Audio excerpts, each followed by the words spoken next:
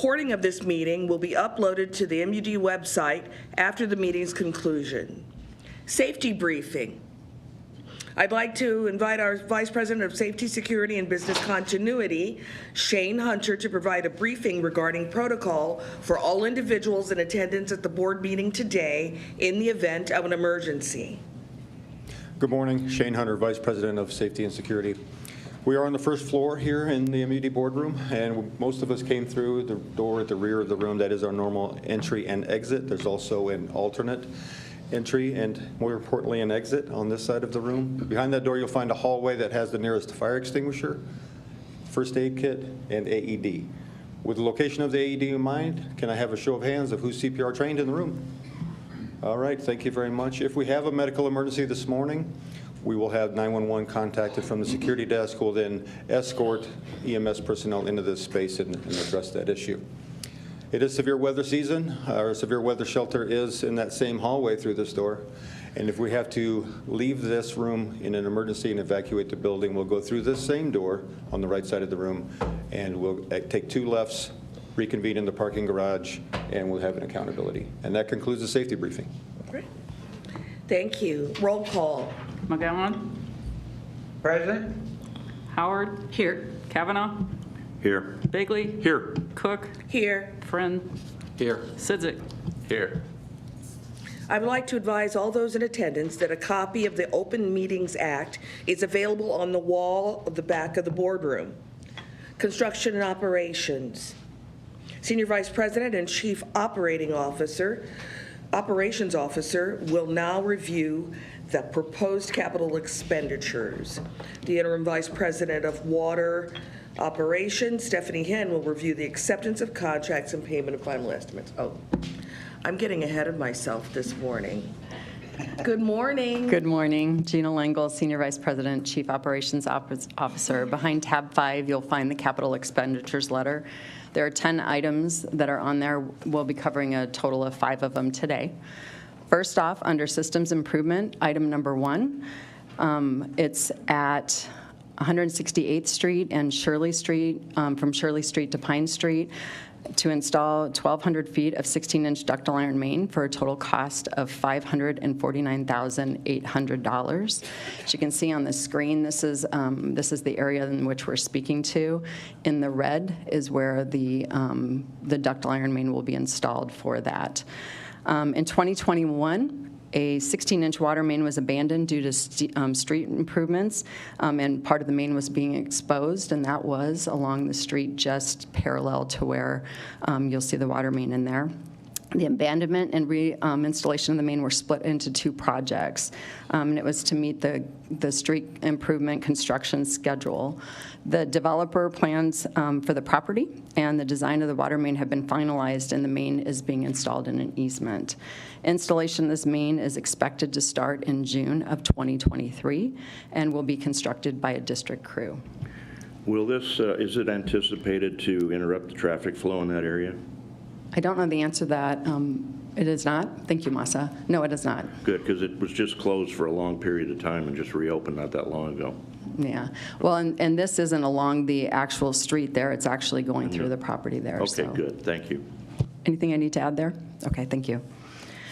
Under building plants and equipment, item number 1.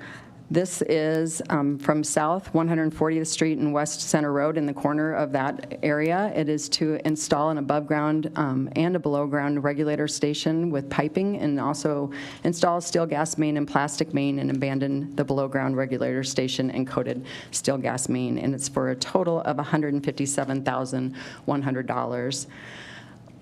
This up on the screen again, this is the section in which we're talking about, right on 140th and West Center Road. You can see where the regulator station is going to be there in that as well. Next to it is a picture of an above ground regulator station. Obviously it isn't this one, but that is what it will look like, something similar to that when it's done. The existing below-ground regulator station is located on the southeast corner of 140th and Center. The regulator station has significant corrosion, which is causing problems with the operation and maintenance of the regulators and the valves. The replacement by this was recommended by our gas distribution, and it was on their list of prioritized regulator stations in the budget for 2023. The proposed above-ground regulator station will be installed in that northeast corner of the same intersection of right-of-way, and the city of Omaha has approved of this proposed location. We have made outreach to the businesses in this area about this. This project is scheduled to start in late 2023. The next item is item number 3. It is the Cornhusker Pump Station. We've talked about this multiple times, and we'll talk about it for the last time, hopefully today. South of Cornhusker Road and west of Fort Quick Road, it's $805,000, and this is to install an underground Cornhusker Pump Station water mains and utility services, and to remove the existing underground Cornhusker Pump Station and abandon the water mains. And if we can get the picture up of this as I'm talking, I'd appreciate it. This is on page 2. The existing Cornhusker pump station was installed in 1972, and since Cornhusker has been widened, the pump station is dangerously close to the curb line and causing safety concerns, and we've talked about that before. You may recall in August of 2022, the board approved funding for $555,000 to purchase a new regulator, purchase a new underground pump station, and we had some supply chain issues and so forth that we were trying to make sure that we got it on site so we could do this work. Then in April of 2023, the board also approved funding for $105,000 for this same project to replace the isolation valves. This is a picture of what that Cornhusker pump station is going to look like. Again, this is not the actual pump station, but if you can go to the next slide also, please. At the top of it, after it's been buried, you'll see the devices there, at the top, and then underneath, inside the pump station, those are what the pipes will look like. We mentioned one other authorization would be coming, and this is that authorization. The approval of this project will provide the funding to install the previously purchased underground pump station, water main relocation, and several communication and utility services, and the removal of the existing underground pump station. When I was at the board last time, I mentioned that the total cost of the project was expected to be somewhere about $1.2 million. The final cost is actually higher than what we had anticipated. The first authorization, again, was for $555,000. The second was for $105,000. This third one is for $805,000, which brings the total anticipated cost to be about $1.465 million. We have worked very hard with accounting to find money within the budget where other projects that are either on budget or have been delayed, then that's where we will get these budgeted dollars for this project. The next item is item number 5, and it's on page 3, and this is at Field Club Reservoir. It's a solar bee mixer installation. This solar bee mixture is used to prevent nitrification and otherwise stagnant water in the reservoir, and I think we'll be bringing a picture up here in just a second about this as well. The mixture is self-floating and matches the changing water elevations in the reservoir, and as you know, this particular one is at Field Club Reservoir, so it is underground. We will have some solar panels that will be out where can you go to the next slide, please? So that you can see the tee box there, the solar panel location is shown right there, whereas at the entrance of it, and you actually, when you tee off, you're not teeing toward that, obviously, in that.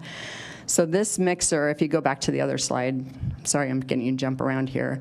This mixer will actually float and go around. It's tethered so that you can get electricity to it, and it will provide active mixing within the reservoir, and that keeps the water from being stagnant. If you can imagine when you have water in these reservoirs and you're pulling water in and out, you want to make sure that the water stays mixed so the water quality is as expected when we come out. This reservoir, the Solar Bee vendor, which is Ixom Water Care, provides the mixing system and completes the installation except for a small penetration of the vault that we will do power and communication lines. We are trying one of these. I will, to be transparent, if we don't get the results completely that we want from this, we could come back for another one at that time. But we believe that this is a good start, and we believe it will do what we need it to do. This installation is anticipated to be completed this summer. The last item that we'll go over is item number 9. It is on page 4. It's at the Operations Center, and it's for $799,130. It's to reconfigure the workspace to serve the additional security improvements and create a training room there. I've asked Mr. Velorowski to come up and talk to this since it is under facilities, and I believe he's to be the expert, and if there's questions, I think he can answer them better than I can since it's not within my business unit itself in there. So, Mr. Velorowski, can you help me out here, please?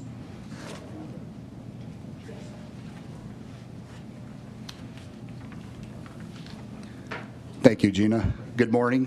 John Velorowski, Director, Facilities Management. In 2021, a master plan study was completed for the Operations Center to accommodate business functions for work groups utilizing the facility after the relocation of multiple work groups to the headquarters facility. Design and construction phase services for improvements recommended in the master plan study were subsequently placed on hold to prioritize the renovation of Construction Center 1 and to build Construction Center 2. Facilities Management is requesting the approval of $799,130 to perform security improvements at a large classroom-type training room and to reconfigure and consolidate work groups into common areas within the Operations Center. Security improvements will include controlled access enhancements to the front lobby entrance and the parking garage rooftop entrance to comply with district security protocols currently in place at headquarters. A large training room with audio-visual capabilities will be constructed for operations divisions and others to perform classroom-style training. The new training room is being coordinated with space needs as part of the renovation of Construction Center 1 to optimize available space at the 63rd Street campus efficiently and effectively. Currently, many divisions assigned to the Operations Center have employees spread out within the facility. The reconfiguration process will consolidate work groups into a common workspace and use space within the facility more efficiently. Existing furniture and workstations will be used to the extent possible for the reconfiguration process to minimize costs.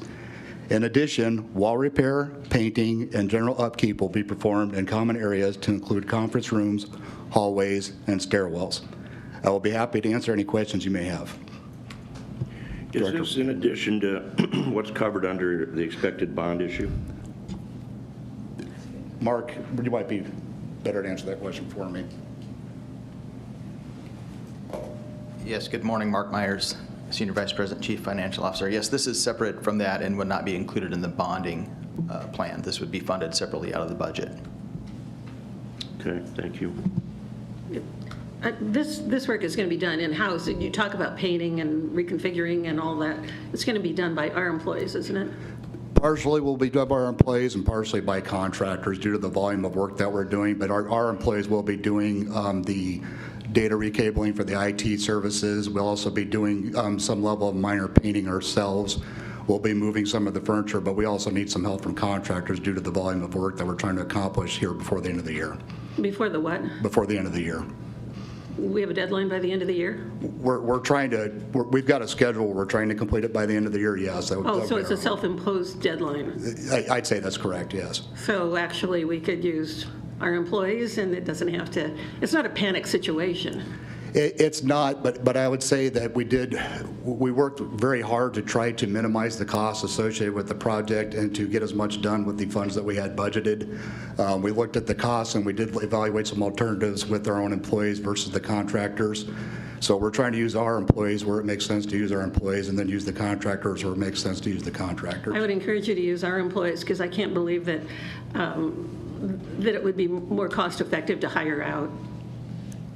I can tell you that we did look at that very, very extensively. And I think as far as when you're starting to do some large volume painting and some of those applications, it does make more sense to probably bring some contractors on board if you're doing large scale electrical work. In the case of electrical, we did talk to our district electricians and we did get a budget estimate from them. And the estimates that we got from the contractors were much lower to keep this project within budget. I think our employees do some pretty large-scale projects, and I would encourage you to use our employees. I agree. We'll, Director Howard, President Mark Doyle, we'll have a separate meeting and walk through that, so, yeah. I think that would be very valuable. I think We so. need to That look way at we that. could spend a little more time. Thanks for the suggestion, yeah. Well, I don't think we have any better employees than our own, frankly. Bonnie does a great job with that. Thank you, Bonnie. And I think we need to respect that. I appreciate the comments. Any more questions? A quick question, John, if you know, how much of this reconfiguration of workspace, the total cost of, I'm just going to say 800,000, how much of that percentage-wise or dollar-wise is security versus reconfiguration? I mean, if you had to break them out and say, this is just for security and this is for reconfiguration, could you do that, or could you give me a ballpark? As a rough ballpark, yes. We did receive a bid for the major construction work, which would include the lobby reconfiguration and the training room. And I would say that the security improvements are roughly probably $150,000 to $200,000 of the work without looking at not having it in front of me today. So I'd say probably roughly up to about a quarter of the project. Okay. So the majority of it is for the reconfiguration as a part of the master. I think there's a fairly significant portion that's also the classroom installation, but as I stated, that's also going to offset space needs that we need for the construction center reconfiguration to be able to allocate for other resources. But there's, I'd say, about another 25% would probably be for the classroom portion, and the other 50% would be for the reconfiguration. Okay. I've got one other quick issue, and it's not a question, it's just a comment, and I'm talking about the building plants and equipment, item number 1. I have not complained about this for years, but I'm going to renew my concern, and that's what it is a concern. Every time I see a regulator station above ground, it makes me nervous when it's not contained in some type of a structure or it doesn't have some security apparatus. It makes me nervous, and every time I see one as I drive down the street, and this just reminded me again, if somebody in a post 9/11 world wanted to start to fiddle with our system, we have all kinds of above ground regulator stations out there that are, anybody can walk up to them and do kind of whatever they would want to do. And that's, maybe I'm oversimplifying this, but I haven't raised this for 6 or 8 years, and this made me think of it. Thank you. You know, Director Friend, I think we both have a history of challenging and wondering why we were doing that, and we had a few tough ones that I'm not going to bring up right now, one in particular. I agree. I have one that I see every morning, and it looks barricaded, and I've come around on the topic to the point where I realize, because, you know, past staff and current staff said, you know, it's safer to have them above ground. We know that, right? They sit below ground. And just for clarification, so people don't think that I'm tilting at windmills here, I'm not talking, I understand not having employees go underground. I understand the corrosion issue. I understand all of those safety issues. I'm talking about somebody who wants to do some type of a vandalism type, call it terrorist on an extreme example, but there's our stuff. It's all above ground, and there's the pipes, and there's valves and regulators, and that's the other side of it, and we've had to agree that it's probably on balance better, but maybe, I guess I'll ask staff, maybe there are some things that are being done that are better than just the ballards and that we see everywhere. I think it's a great point, and I agree. if somebody, I don't want to take up any more time on this today, if you could get back to me via email and any other directors that may have an interest, does the SCADA system pick up, let's say it wasn't terrorism, let's say somebody lost control of a cement truck and wiped out the whole thing. Would we know? And if we would, how soon would we know that the gas is leaking? Jim, do you want to come and help with this? Yes, yes, we can see that. If it's okay, we'll just maybe give you just a little bit, and then we'll come back and address your question, you know, in more detail later, if that's okay.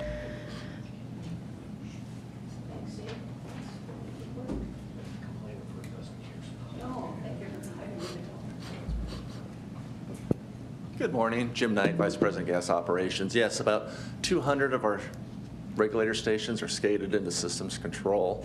So we would see instantaneously if there's any pressure issues at any of the regulator stations. Does that alert or alarm, and what's the variance that creates the alert or alarm to, first, is there an alert or an alarm to whoever's operating or paying attention to the SCADA? Yeah, if the pressures get out of, there's alarm settings. So if it were to get above a certain pressure discharge on the regulator station, we get an alarm immediately. Okay. So if High or something low. happened where somebody damaged it intentionally or otherwise, we would know in? If it affected the pressure, we would know. That's what I meant. Yes, we would know within minutes. Okay.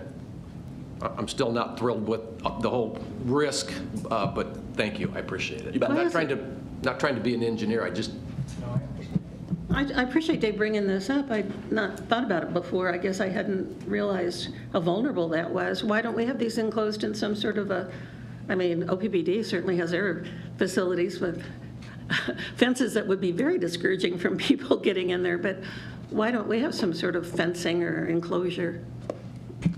It's something we can look at. I believe there's a few that we do have. Certain ones are behind fence. Jim, how many are we talking about that are above ground regulator stations off the top of your head? 100. Okay. There's a total of 300 regulator stations in the system. So 200 are below ground and 100 are above. And Jim, the ones that we have above ground, there's fencing around it, correct? I've driven by many of them. I look at them, I see them. I see the Northern Natural, M.U.D, transfer and all that. They're pretty nondescript, but like Dave said, if a truck ran through that, he'd get right into it and knock it over. And I know the SCADA system would give you the pressure notification right away. Do we have automatic shut off to prevent the gas from flowing? No, it would require staff to report to the site to shut off the gas. Is there any thought of in reinforcing the barricades to get into that? Most of them are just cyclone-type fencing and everything, and yeah, they have stuff on top that'd be hard to climb over, but if somebody really had the intent, like Dave said, they could do it. But it's pretty nondescript. You'd have to know the business, know what's going on, but that's not impossible. Well, let's take it offline. Yeah, and talk about it outside of. Yeah, I don't want to take it off the capital expense line. No, I understand, but that further discussion, topic, not today. Yeah. Didn't know you were coming up today, did you? Thank you. You just never know. I have one more question for Jim. Can we, if we needed to, can we prioritize these stations by impact on the business, like 180th and Center, that TBS? That is a very important, critical TBS. Whereas another one, it's not important relative to the other. Can we prioritize them? Yes, we can. Mr. McGowan, are you referring to TBSs or regulator stations? Regular. What was the reason that we had those houses or buildings? They were. Now you're going back 100 years. Well, what I'm trying to draw out of you was it for safety for this very reason. I'm not sure. More to look at. Yeah. Okay, thank you. You bet. Good point, Dave. Are there any more questions? I have two questions for Gina. Okay, go ahead. On page 3, item number 7, the Florence Water Treatment Plant. Yes. Is that not part of the Florence Improvement Plan? The actual roof, roof part is, no, that's actually part of facilities. Florence Improvement Plan. It is not. Everything for Florence, for a few years or whatever we needed, but. No, it is not part of the CIP portion of it. This part is part of, we have facilities taking care of, roofs throughout the district, and this is one of the areas. Also, number 8 is also a roof replacement, and that is part of our normal operation side. Right, but we didn't have an improvement plan for Walnut Hill. We had a big improvement plan. We spent tens of millions of dollars improving Florence. I just wonder, why was this not part of that? I don't know the answer to that, Director McGowan, but I certainly can find out. I'd appreciate that. And then the second question I have, just in general, a lot of pump station replacements in this capital improvements letter and everything. I just want to ask, are these all in the budget? Are they all in the budget? Yes. Yes, they come from budgeted items in there.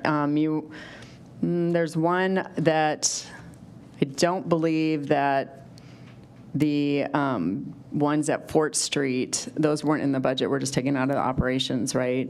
The pump that we're doing for the propane thing, that's out of the operations budget, but it wasn't identified originally. Okay.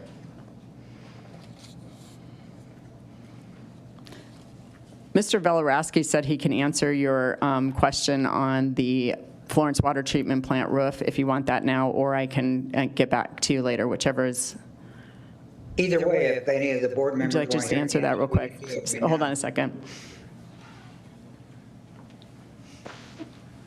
Director McGowan, facilities actually has a service level agreement with our gas operations and water operations division. The roof replacements actually used to be handled by the plant engineering department back when I used to work in that division, but we have subsequently taken over the responsibility for both inspecting and maintaining and replacing the roof. So we evaluate the warranties, we do annual inspections on the roofs, and then we decide when we need to budget for the roof replacement. So here within the last couple of years, we've actually made some substantial progress on catching up on most of our roof facilities. We have about 130 different roofs in our system that we are responsible for. And so we actually, I think after this year, we've only have maybe a few on the horizon within the next few-year period that we'll be budgeting for. But that has typically not been something that the plants themselves have handled, if that helps answer your question. It does help, but my real concern and question goes back. I was under the impression when we approved that Florence Improvement Plan, which was tens of millions of dollars, that was going to improve the Florence treatment plant, period. And you know, now I see here's another item at Florence. I said, why wasn't that included in the original scope of the project that was funded through the bond issue and everything else? I just wonder, what else was not included in the scope of that CIP? I understand your question, and I appreciate it. Hopefully, but as far as how it's broken down between the different divisions and how we interact with each other to get these projects done, this is similar to like Platte South as well. There's at least a couple roofs that we're responsible for right now that we had in the budget that we might look at carrying over into next year because we really want to assess the best way to tackle those that I don't believe are currently included in that CIP either. But if they need to be reassessed, I intended to talk to the director at the plant to see if that should be included going forward. I appreciate that, but it still go back to my concern. Why was that not included in the scope of the original plan or any updates in the original plan that we had for Florence? We approved millions of dollars for capital improvements for Florence. It might be another division, but why wasn't that included? Why didn't our scope reach out to the other divisions and include this roof as part of the improvement plan? I'll take that one. This is Mark Doyle, President. It's a great question. I sat on this side of the table when we approved that CIP, and I guess I missed it. Maybe it should have been there. Since then, we've tried to change, surprising the board with the roofs here and there, and try to develop a CIP just for roofs, for lack of a better explanation. Don't know why it wasn't in the original. And the original CIP was, I'm thinking it was before 2010. 7 or 8? Correct. I don't know why. It's a great question. Maybe just overlooked, but we needed to get a plan for all our roofs because they need to be taken care of like anything else. And this is just another one of those challenges where you either kick them down the road or you address them. And don't have a good answer of why. We'll look into that, but. Well, in the future, Mark, it just concerns me. Like, all right, go to the LNG facility. We've got a big plan, we've got a big scope, we've got a big revenue bond for that. Does that have you talked to all the divisions? Say, okay, are there any roofs that need to be replaced in the next couple of years? Let's put it in this improvement plan and fund it with the bond that we have instead of doing it piecemeal. Great point. Same with Platte South. Great questions. All right. Just a quick question. What's the Definitely. lifespan of a roof for these facilities? 20, 50, 30, 20 to 30, 20 to 30. Thank you. One last question I would ask, would you ever come and include my roof in the plan? No. How old is it? 10 years? And not yet. Not yet, okay. Are there any other Thanks. questions? Oh, thank you, Gina. Thank you. Thank you, Gina. And now, without further ado, Interim Vice President of Water Operations, Stephanie Hinn, will review the acceptance of contracts and payment of final estimates. Good morning, Stephanie. Thank you. Good morning. Stephanie Hinn, Interim Vice President, Water Operations. I will be addressing the finals letter this morning behind tab number 6. We're finaling 4 projects this month, 3 water development projects, and 1 gas infrastructure project. Items A through C are all water development projects, and we're either below the estimated bid amount or no more than 2% above the bid amount. Item D is a gas infrastructure project with our gas partner, Q3 Contracting. This was the 4th of 7 projects for the body of work that was slated for 2022. And as with previous gas finals that we have brought to the board for completion, there are significant deducts on this project due to the projects being estimated early in 2021 during the pandemic, and as we were just getting going on some of that, and the City of Omaha had not given us all of their stipulations for paving. So the project was designed to be under paving. We were able to not install it that way. And so there are some significant deducts. We also do anticipate that when we start bringing finals to you for the 2023 body of work, those estimates will be much closer to each other. And with that, I'd be glad to answer any questions you might have.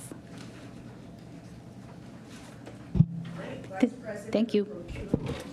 Vice President of Procurement and Enterprise Services, John Zellers, will now review. I pushed it twice.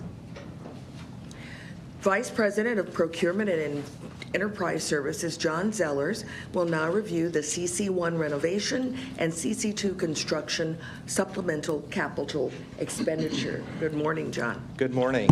John Zellers, Vice President of Procurement and Enterprise Services. Under tab 7, you will find a request for a supplemental CNA to increase funding for the renovation of CC1 and the construction of CC2. I would like to start by providing a brief update on the status of the CC1 and CC2 projects. In 2021, the district purchased land at Highway 133 and Potter Street for a second construction center. Thereafter, district employees toured several newly constructed facilities similar to what our needs would be for CC2. At that time, we based our estimate to construct CC2 and renovate CC1 using current construction costs and estimated space needs based on current operations identified through initial focus group meetings with operating divisions. We have since brought on a design team and are finalizing the programming phase of the design process, which establishes space requirements, general building configuration, design goals and objectives, the schedule, and the architect's opinion of probable construction costs. 7 different options have been developed by the design team and reviewed by the district's owner representative and internal project management team, taking into consideration employee input and current and future operational needs. Right-of-way design work at CC2 is about complete, and the final plat has been submitted to the City of Omaha Planning Board. In 2023, we plan to substantially complete the design of CC2, complete the design and begin the renovation of the CC1 restrooms and break rooms, begin construction of the right-of-way work and begin rough grading at the CC2 site, and hire the construction manager using the CMAR project delivery system. Construction of CC2 is scheduled to start in 2024 and be completed in early of 2026, and the bulk of the renovation of CC1 is scheduled to start in 2025 and be completed in early of 2027. To date, the board has authorized $65.97 million to fund the projects. In May of 22, approximately $1.1 million was authorized to hire an owner representative, in which Project Control was awarded the contract. In October of 22, approximately $4.3 million was authorized for design services, in which the team of Hall and Basham Architects and Davis Design were awarded the contract. And lastly, in November of 22, approximately $60.5 million was authorized for construction services. The current estimate for the total project cost is $80.4 million, resulting in an additional funding request of $14.43 million, and is based on the architect's opinion of probable construction cost, high inflation rates experienced in non-residential construction markets since the original estimate was developed, and an increase in square footage of CC2 from 120,000 square feet to 146,000 square feet. It also includes the district's overheads and an annual inflationary rate of 6% during the construction period, which is 1.5 years for CC2 and 3 years for CC1. Now, at this point, I'd like to turn it over to Mark Myers that will discuss the funding proposal. Mark Myers, Senior Vice President, Chief Financial Officer. As John mentioned, the district is requesting an additional $14.4 million for these two construction center projects. The funding for this request will come from a few different sources. First is the use of $2.2 million from the insurance proceeds received related to the ground settling claim at CC1. There's an additional $2.8 million of operating cash that's been made available from the budget, from the 2023 budget, largely due to the deferral of vehicles and equipment purchases due to supply chain issues and limited availability. These won't be purchased in 2023. And then the remaining $9.4 million will be funded with additional bond proceeds from the issuance of gas revenue bonds, which is planned for later this year. The 2023 bond budget assumed we would issue $66 million in bonds to pay for these projects. We'll increase that to about $75 million when we issue the bonds to fund the remainder of that $14.4 million. The annual debt service on the increase in the bond issuance would represent about $700,000 increase in payments annually. That will come out of the gas department, and any potential impact on rates will be evaluated as we prepare the 2024 budget and taking into consideration all other factors involved in the budget process. I did want to remind you that when we discussed last month the LNG plant update, there were some additional costs associated with that. This bond issuance that's planned for later this year will also include coverage of the remaining cost to complete the LNG project. So we're planning on a total bond issuance of about $90 million this fall to cover this project and the remainder of the LNG plant. Thank you. I don't know which of the two of you want to take this, but when we had the call on Monday to go over this, there was some projection of a 2% increase, a possible 2% increase to our ratepayers starting next year. Can you clarify that? Give us some more detail on that? Yes. What that discussion was related to the incremental increase in the debt service costs. So adding $9 million to the bond would increase debt service by $700,000 annually. If we were to fund that through rate increases, that would be effectively a 2% increase to the gas margin component of rates on the gas side of the business. But we're not proposing that at this time. When we prepare the 2024 budget and analyze all things in consideration, we'll bring back our proposal and recommendation for whatever the rate increase might be. So you're not saying that's off the table. You're saying that will be included in the analyzation Correct. of the budget. Correct. So it's possible. It is possible, yes. Director Howard, Mark Doyle, President. This will cut my state of the district a little short because there's a few comments I want to make on CC1 and CC2 that I shared with, I was on 2 or 3 of the meetings that we had to talk this over. So one of the things that hit me directly and firmly when I took this role was the fact that we only had one facility to house all our employees and equipment for the critically important work that we do, not only day to day, but in emergency response in the middle of the night. So if something would occur, we couldn't respond to the community. So we have that issue. We've mitigated it a bit by staging areas like Warner Park, where we can move things if something's coming like a flood that we know, but if a tornado hits, we don't know. The other thing is we have no room for growth. We are We are only self-performing a portion of our water infrastructure work and our gas infrastructure, but that's got an easier end date. In order to do more with our employees, and we have a part of the board that's newer, so I want to say this out loud, I'm a firm believer that I want the ability for future generations of M.U.D. managers, employees, to do more of our water infrastructure work.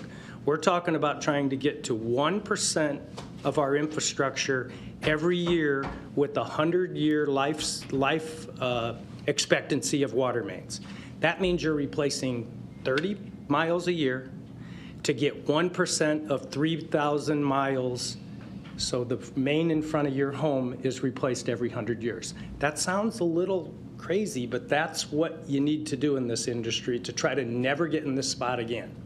So the first time I gave the State of the District to all the employees, I'll never forget sitting in the construction center lunchroom and talking about a new facility. Somebody raised their hand and said, yeah, we've heard that before. Well, I know now why it's easy to kick this stuff down the road. But I will tell you, I can't prove it. If this takes a rate increase to our customers, the ability to self-perform over the next 50 years or however long it takes to get up to our 1%, we will be money ahead. We do the work better. I believe it. I think we're all working as a team to manage it better. We're the best. And it will pay dividends down the road, but I can't prove that to you right now. But I do believe we need to self-perform more. And the only way we can do it is to have more room for more employees, and we have a staffing plan for CC2. I mean, we kind of know what we'll bring on in terms of all the tentacles of water IR and gas, construction, water D. There's a bunch that it takes to put in a mile of water main. It's not just construction. So the reason I want to bring this up with this board is if you don't agree with that, that's totally in your purview. That is your call. I believe it's the right thing to do, but it's not about me. So I wanted to make the point, when we get into these difficult discussions, whether it's inflationary, whether it's natural, all that, this is hard to do. And it always costs our customers money because everything we do is with their funds. So I'm off my soapbox, but I just shortened the State of the District because that's the point I was going to make on new facilities. No, we're in favor of that. I agree with you on many of the points that you've made, especially in supporting our employees and giving them the best possible work environment. There's no question about that. What I'm concerned about is a 2% increase. For this project to possibly project a 2% increase, I think is going to be it's going to be difficult. It is. There's no two ways about it. And if there's things that could be deferred, I remember Scott keeps saying there are things that need to be done now. There are things that couldn't be put off until, it's possible to put those things off. And I would encourage you to look at that and also not just expecting that we as a board, I'm not speaking for anyone else, but that as a board we'll say, oh, 2%, no problem. That's a hardship on many people. And we can't do a Heat the Streets event every month to offset the people that aren't going to be able to pay for this. So I think we need to be practical, what needs to be done now, what we can plan for, what we can accomplish at a certain date future. 2% is a bite, and I don't know that I can. I'll be real honest with you, I don't think I can go with that. So I appreciate the information. I like the comments, and I agree. And again, it's going to be a board decision. You used the word deferred, referring to previous. I'll say ignored. There was no plan for another facility. There was no plan for water infrastructure replacement. And that's cost our, I'm starting to see why. It's easier to ignore. These things haven't been deferred, they've been ignored. Even our roofs, they're in horrible shape. How do you not fix your roofs? But it costs money. And I agree with your affordability comments. And if you look around the country, there are some things being done with rates that are really different now. There are, and I know our business development group is researching it. We help people that can't pay their rates. There'll be a day where the water industry will be charging different rates based on means, looking at it a little more like taxes. I know that's a tough subject for me to just give a a short second on, but things are happening different in the country, and I want to be fast followers on those kind of things, if they're appropriate for us. And what you're saying is accurate, but I think we need to do a better job of educating the public on what's required. I agree. What's required to maintain clean, healthy water, reliable gas, all those things that all of us count on. Not just, I mean, we're all ratepayers, but people need to know what they're getting, what they're paying for. I think awareness needs to be raised, and this is our most precious resource when we talk about water. Couldn't There's agree no more. question about that. Absolutely. Thank you. Thank you. Mike McGowan. Let me go back. Our mission statement is to provide safe and reliable water and natural gas service. And when I first joined the board, I went on a tour of the construction center at night after business hours and saw how close they were parked, how crowded it was. And I said to myself then, it was something we need to do for reliability of our continuity of our service. If a tornado came through 60th and Grover, God forbid, everything housed in there then. Now, we do have some things now we've done, Warner Park and everything that has helped, but it hasn't mitigated the whole problem. This construction center is needed for us to meet our mission to provide safe and reliable service to our customers. We want to be able to respond to emergencies. We want to be able to respond to service needs. And we can't do that if we have everything jam-packed into a service construction center that has outgrown our needs. We have outgrown their need for many, many years. I was totally impressed when I took that tour, and I became a definite advocate of having a second construction center. And I think we need to do that. The one thing I have to say, again, just like I said before, it's a supplemental request. I think we need to make sure we try to get these amounts, excuse me, in the original budget that we approve. I'm going to support this because I think we need to do it, and we're well along on having a CC2. But why wasn't that included in the original budget? That's the only thing I try to think of. And I know you can't think of everything and every contingency, but I think we need to do a better job of kind of doing some more outlook and even maybe building a contingency factor into our estimates for things we're not sure of, but could happen. But I think, Gwen, to your point, 2% increase is very little for our customers to pay for reliability of service. What would you do if we had a complete outage because of a storm and we could not respond? We'd have a lot of ratepayers that could not get any service at all. I think we need to do this. We need to keep in mind our mission of reliability and safe natural and water gas service, when we do these things. 2% is an impact, yes, but is something we need to do, yes, because the alternative is just totally scary.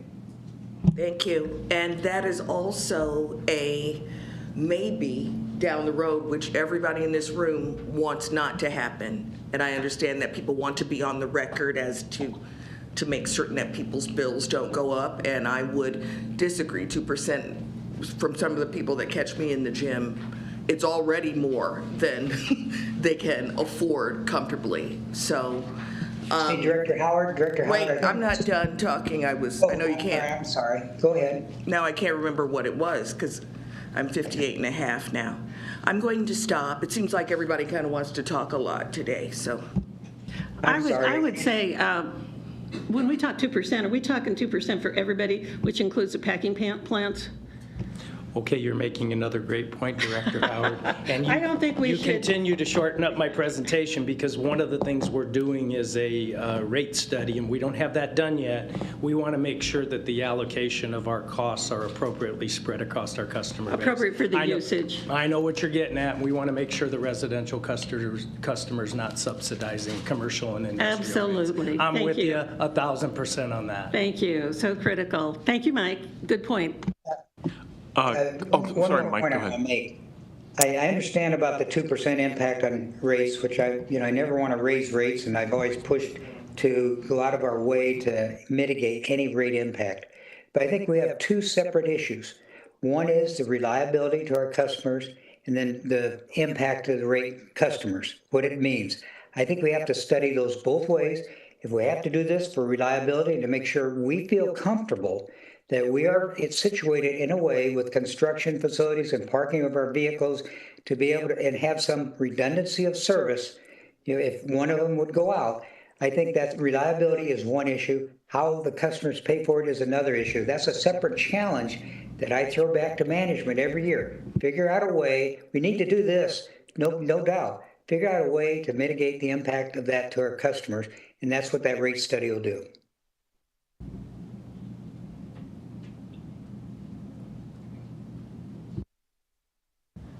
Okay. Do you want to continue, Mr. Zellers? It's up to you. Thank you.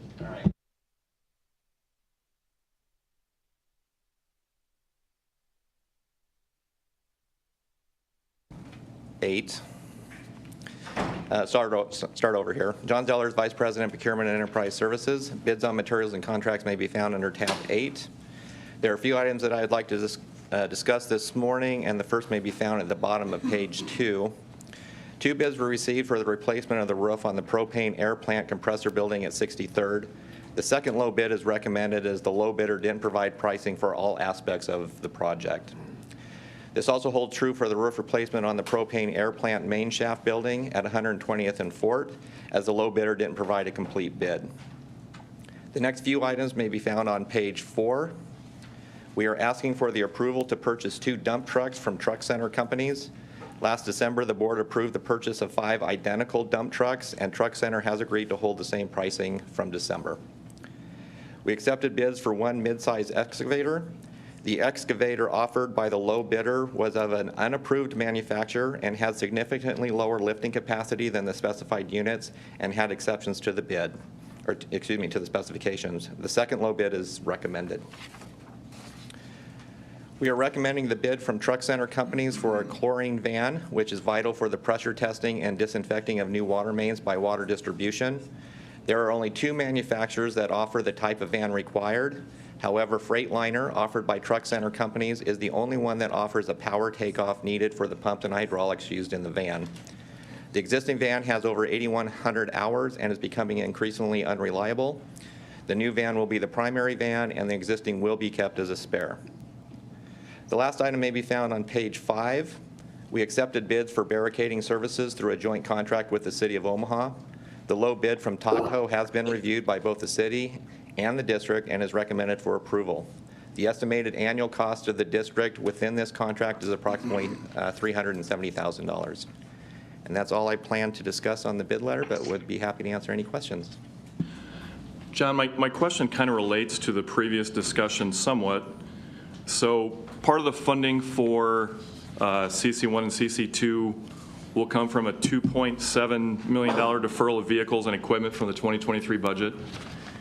As you're going through the purchase of different pieces of equipment and other items today, do we know how many vehicles and pieces of equipment will be deferred from the 2023 budget within that $2.7 million? Unless Andy Melville happens to be on the line, I don't know the exact number or the type of equipment or vehicles, but it is equipment that we know we are not going to be able to get this year due to long lead times or due to restrictions at the manufacturer's level. But if you would like a complete listing, we can definitely provide that. My follow-up would be, thanks for that. Will that impact our business operations on a daily basis, not purchasing equipment or vehicles that are in need of replacement, obviously, since they're budgeted? I'm gonna let Annie talk about the fleet management process. Good morning, Andy Melville, Vice President of Field Service Operations. These deferrals are more related to longer lead items, so we didn't expect to take delivery and payment of them in 2023. So the day-to-day operations won't be impacted. And we're trying to find any opportunity we can to purchase, and these just fit the bill for deferral. Thanks, Andy. Appreciate it. I may add just one comment. You may remember last month we purchased, or maybe it was 2 months ago, we purchased a used piece of equipment in order to, because that piece of equipment was not available, and actually I don't even think it was going to be available until late of 2024 in order to provide the equipment necessary to continue our operations. So we're looking at other options other than just used or new. Thanks, Thank you. Thank you very much. Services and extensions, Masania will now review the proposed main extensions.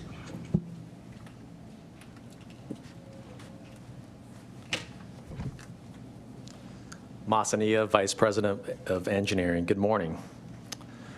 Behind tab 9, you'll find the main extensions letter. This month includes one water and one gas main extension. Number 1 listed on the letter is a water main extension for High Point Replat 9, which is located near 203rd and Veterans Drive. This is up in Elkhorn, just north of Metro Community College. The impact of this development includes water service and fire protection to 4 commercial lots. This project is located in Subdivision 1, and this project is designed in PVC. There are no costs to the district for this main extension. I would also like to note that the developer requested M.U.D gas service for this development. Number 2 is a gas main extension for Kensington Park subdivision near 204th and Q Street. The impact of the gas main extension includes 1 multi-residence lot and 12 commercial lots. The project includes about 1 mile of gas main and is located in Subdivision 4. We are oversizing approximately 850 feet of 2-inch mains to 4-inch mains at a district cost of $16,147 to more efficiently serve future developments as the system expands. These projects are requested to be completed this fall. And that's all I have to cover for the main extensions letter, and would be glad to answer any questions. Masa, this is Mike McGowan. Yes. Project number 2, it says developer deficiency, $35,000. What is that? Would you explain that more? Maybe you did by saying we're building, oversizing it for future development. Maybe that's it. I don't know. Yes, so that's based on our revenue main extension policy. So for our gas main extensions that developers pay for, we provide revenue credit based on a 10-year payback to encourage piping their subdivisions for natural gas. It's a pretty common setup for different gas utilities to encourage gas usage. So the deficiency is what the developer would be paying for, which is calculated based on the project cost minus that revenue, and then they make up that deficiency. Okay. So they pay that, the developer deficiency? They will, yes. Okay. Then back on item number 1, you said they also asked for gas service along with the water service? Yes. Do we have to put a new gas main in, or any facilities to meet their request for gas? Yes, the developers apply for water and gas separately. So oftentimes, water almost always goes first in front of the board, and then we'll be bringing the gas main extension request to you later on. So that'll be a separate project. Gas mains will go in separately and be installed by our crews. Okay, great. Thank you. You're welcome.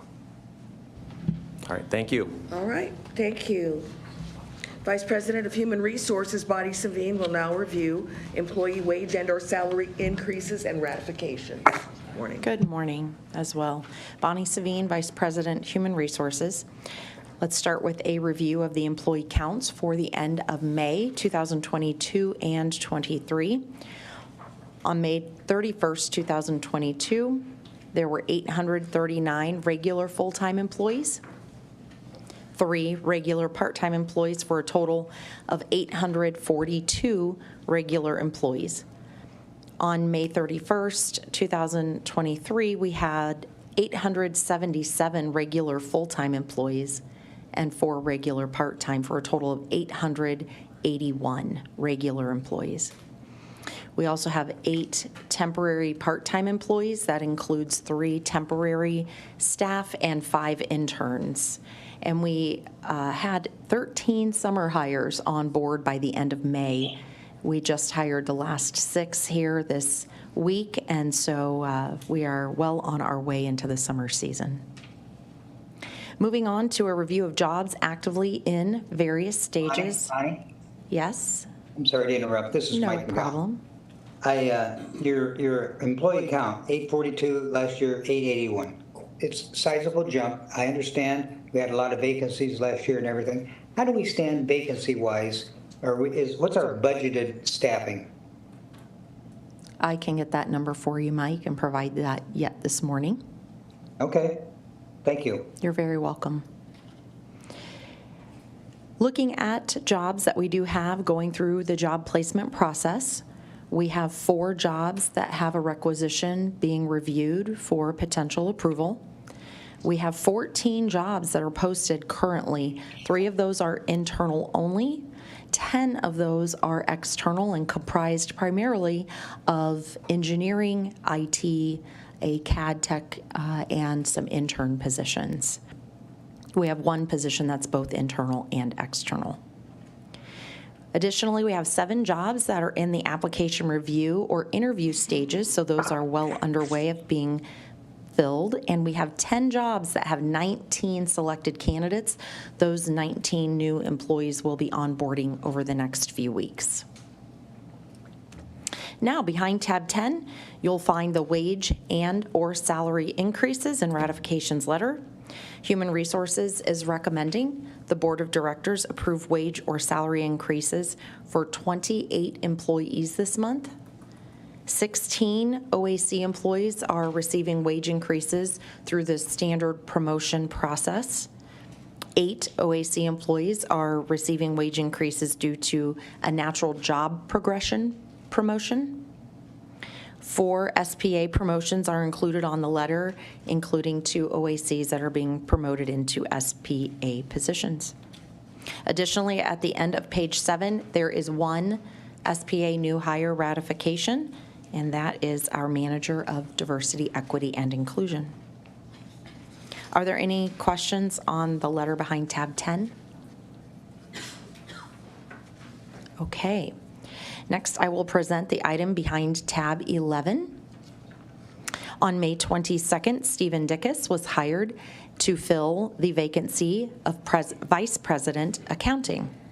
The letter behind tab 11 requests the Board of Directors to ratify the salary of Mr. Dickus. He is not here today, unfortunately. However, I will present, and you can certainly, we'll have him at a future meeting, I'm sure, and you'll be able to meet him at that time. But Mr. Dickus received his bachelor's degree from the University of Notre Dame, specializing in accountancy, or better known today as accounting. He also maintains an active certified public accountant license. Mr. Dickus brings over 30 years of experience leading successful accounting organizations in similar roles as this. The Human Resources team, along with the senior team, conducted a thorough recruitment and job placement process. All candidates were reviewed and vetted, and the CFO, as well as other senior team members, and I concurred on this selection. In view of the responsibilities of this position as Vice President Accounting, it's recommended the salary of Mr. Dickus be ratified as outlined in the letter and under district policy. Are there any questions? Yes, Mr. Cotton. I assume Mark Myers had a very prominent role in the selection process? Absolutely. He drove the interview process, and there were a couple of us that supported him in that process. Very good, thanks. You're welcome. And you still picked the Notre Dame guy? I was just mentioning, couldn't we play the Notre Dame Victory March for this introduction? Jeez. Tim, I would have bet at my house that you'd bring a comment about the Irish. Thank you. Thank you, Bonnie. All right. Joseph Kim, Assistant General Counsel, will review the proposed settlement of a workers' compensation claim. Good morning. Joseph Kim, Assistant General Counsel. Behind tab 12 is a letter to the board containing the Law Department's recommendation for approval of a settlement of a workers' compensation claim in the amount of $137,500. The claimant is retiree April Strawn. Ms. Strawn started at the district in 2001. In 2001, 19, she was promoted to water plant engineer. Shortly after beginning that position, she unfortunately slipped and fell at a lab at Florence Water Treatment Plant. She sustained various injuries in that fall. Most of those injuries healed relatively quickly. The one that did not was a cervical spine injury that has unfortunately persisted for Ms. Strawn. She was taken off work by her physician in February of 2020. She remained off work until her retirement in September and has received the district's retirement benefits since then. Her fall was actually witnessed by 2 M.U.D employees. They saw it. And she has received a variety of medical treatments since then. She has gotten as good as the doctors can get her, and her treating physician has opined that she sustained a 10% permanent impairment of her cervical spine and has permanent physical restrictions, lifting restrictions. The district participated in a mediation with a trained mediator. Ms. Strawn and her attorney participated in that mediation. And the result of that mediation was a settlement subject to this board's approval to settle all of her outstanding workers' compensation claims for the amount that I've previously mentioned, $137,500. If the board approves this settlement, it would release the district from any and all liability in workers' compensation, any liability for medical, indemnity, or any other benefits. Additionally, it would release the district from any future litigation costs, which we would anticipate there would be if this case does not settle. So with that, I will again reiterate that we are asking for the board's approval and would open it up to any questions that you may have. Thank you very much. Thank you very much. Governmental Relations Attorney Rick Kubat will now present the 5th legislative report for 2023. Good afternoon. The final legislative report should be found on tab 13. The first line of that report states that the legislature was set to adjourn on June 9th. They actually adjourned 2 business days early, which was last Thursday, June 1st. I want to briefly update the board on 3 items, the first of which is on page 1, and that is LB 122 by Senator Bosselman. That board makes significant changes to the One Call Act, specifically how enforcement of one call violations are going to occur.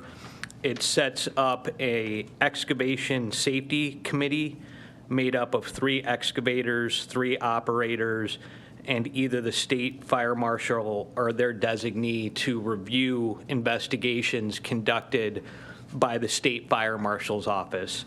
As previously mentioned, the state fire marshal's office used to primarily only investigate one-call violations as it relates to gas. This would expand the scope and duties of the state fire marshal's office to do investigations for any perceived one-call violation. That bill did pass. The district does have some time to get prepared for those changes due to the fact that the law becomes effective September 1st of 2024. The other item that I briefly want to mention is Senator Brewer's bill, LB 267 on page 3. That again was the bill that provided protection of critical infrastructure utility workers during a declared civil defense emergency. Essentially, utility workers can get a prioritization of medical care and equipment under such circumstances. Just wanted to reiterate that that was amended into a different bill and signed into law by the governor. The last item that I want to mention is on page 5.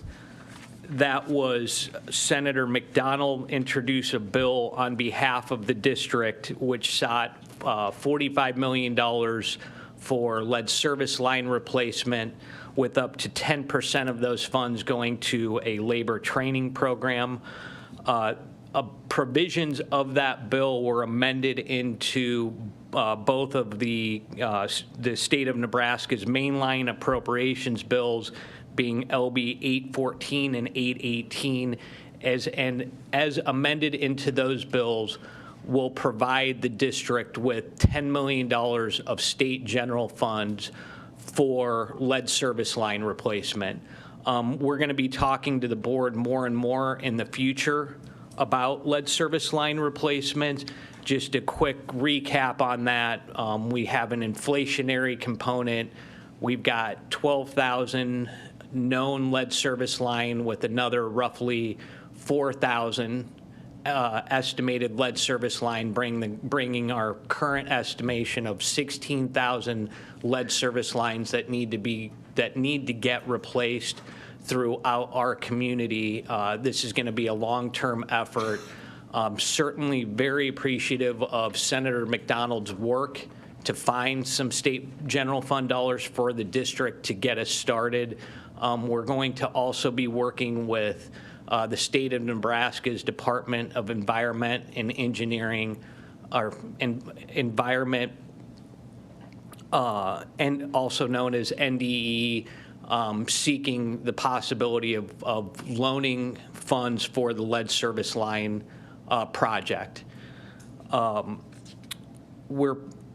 That's going to be a long road ahead of the district, and again, as we move forward with that, we'll be updating the district, but appreciative of all the people within the district that have provided feedback, assistance, and support in moving that forward.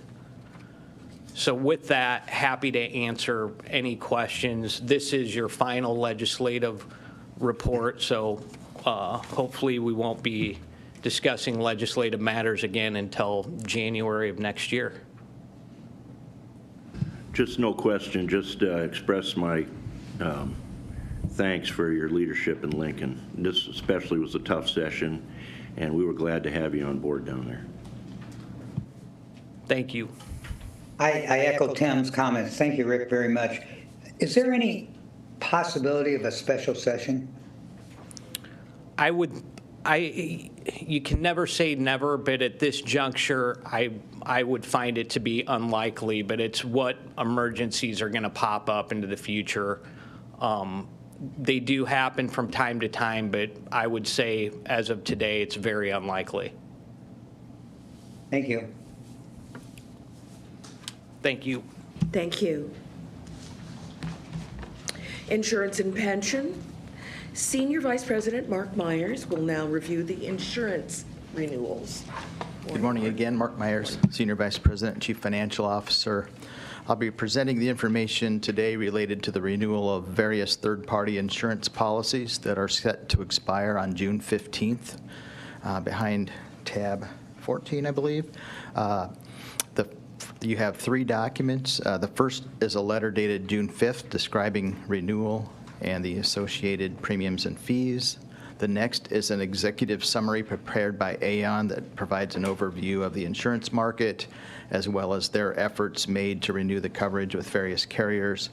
And then there's a schedule comparing the asset values and the premiums that are contained in the policies to those reflected in the proposal. I'll be covering the information today, but online through the WebEx is Dave McHugh. He is our representative with Aon and is available to address any questions you might have. As stated in the letter, the proposal contains a combined annual increase in premiums and fees of $255,421. That's an increase of 22.4%. This excludes premiums related to the vehicle or auto coverage, which I'll discuss separately. That's a pretty significant increase, and there are 3 primary factors that continue to drive the cost of insurance. The first is that the property insurance market in general has continued to experience substantial claim losses due to natural catastrophes such as hurricanes, tornadoes, wildfires, convection storms that produce wind and hail. You may recall that Hurricane Ian occurred last September, and that was one of the costliest weather events from an insurance standpoint. And that's caused rates to go up across the industry. In addition to that, the district's property values rose significantly this year. Our insurance covers the replacement value of damaged property, and with rising inflation and higher construction costs, that raised the value of our assets, which raised the cost of insurance. And then third, we did have 2 large property damage claims that were both recently closed. The first was related to the flood damage that occurred in 2019, and the second was the property damage at the construction center related to the ground settling, which also impacted the rates. So just to highlight a few items related to the specific policies, the largest and vast majority of the costs are associated with the property, equipment breakdown, and data processing equipment. This is all provided in a single rate quote, and the policy covers risks associated with physical loss of damage from events such as fire, windstorm, flooding, terrorism, earthquakes, etc. We'll again propose that 2 carriers will share this coverage, Aegis and StarTech. The premiums proposed for this policy are $1,260,145, and that represents an increase of $249,000 or 24.7%. Within that increase, there's a 13% increase in the value of the property, as I just mentioned that issue, and the rest of it is related to higher insurance rates.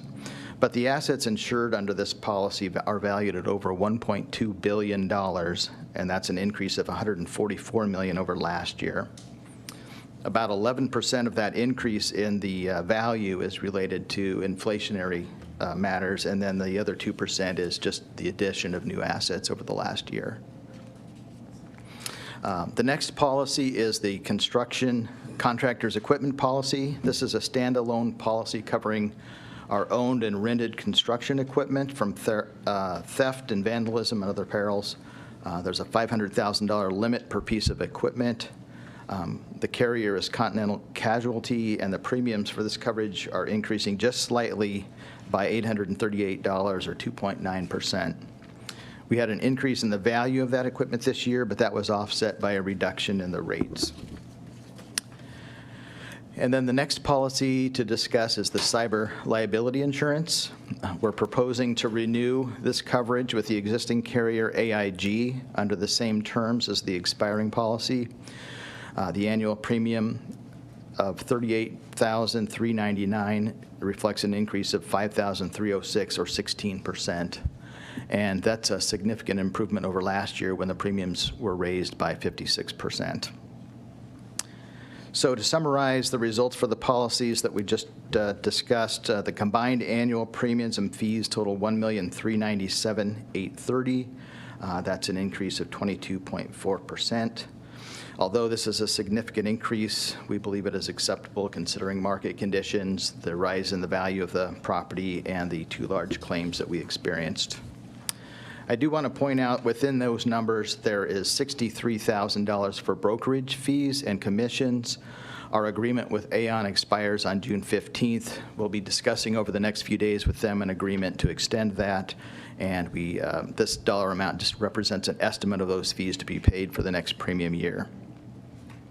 And I would also mention that with Aon's assistance last year, we anticipated a large increase, and this amount is reflected in the budget, so we do have budget funds to cover this. The other item, so in conclusion with that, management is recommending that the board approve the insurance proposals for the period June 16th, 2023 through June 15th, 2024, reflecting total premiums and fees of $1,397,830. And in addition to that, I want to mention the auto and fleet coverage. This policy has provided comprehensive coverage for physical damage such as theft, fire, vandalism, and things caused by natural disasters. It doesn't cover physical damage from collisions or third-party liability coverage. And so this limited type of insurance, there's very limited number of carriers who are willing to provide this type of coverage. And we did have a claim last June for hail damage on several vehicles that totaled a cost over $137,000. As a result of that, nationwide, our current carriers declined to renew that policy. So we're working with Aon. They're seeking other options to cover this fleet.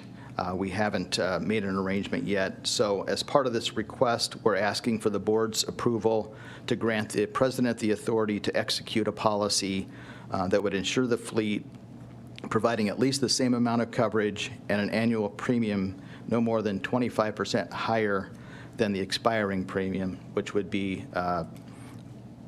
reflected in the 2023 budget.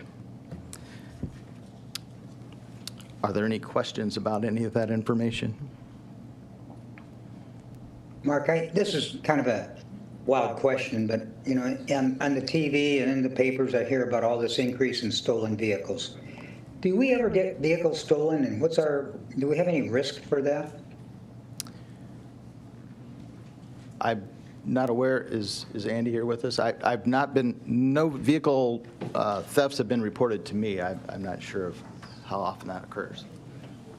Hey, good morning, Director McGowan, Markman, and all Senior Vice President, General Counsel. I'd just comment. We have had situations where vehicles have been taken, but I would say of the 2 or 3 scenarios over the last 5 to 10 years that I can think of, all of those, those vehicles have been recovered, due in large part to the GPS component on the vehicles. So when that has happened, we have certainly worked with law enforcement and cooperated with any efforts to pursue the party that took the vehicles. Thank you, Mark. My question is, the incidence is pretty low. Yes, sir. Yes, sir. Very low. Thank you. And in terms of claims related to vehicles, we looked back with Dave McHugh's help, and we've just had 2 claims over the past 10 years. One was this hail damage claim last spring, and then there was one in 2014, a similar claim, and it totaled about $67,000 at that time. Thank you. Thank you. Now, President Mark Doyle will present an amended State of the District. Yeah, we have an air quality thing today. I think people are coughing. Oh, that. Thank you very much. It is now. Can you hear me? Good. Mark Doyle, President. Good morning. Welcome to June. Hard to believe, but it's here. So a little background on the State of the District and why we do it. We want to make a record for the future. This started maybe a year or 2 before I took this role, and it's continued on, and I think it's been codified into our bylaws that the president of M.U.D will deliver a State of the District address annually. And, you know, a few things have made it not be as early as it used to be, but we are doing it annually.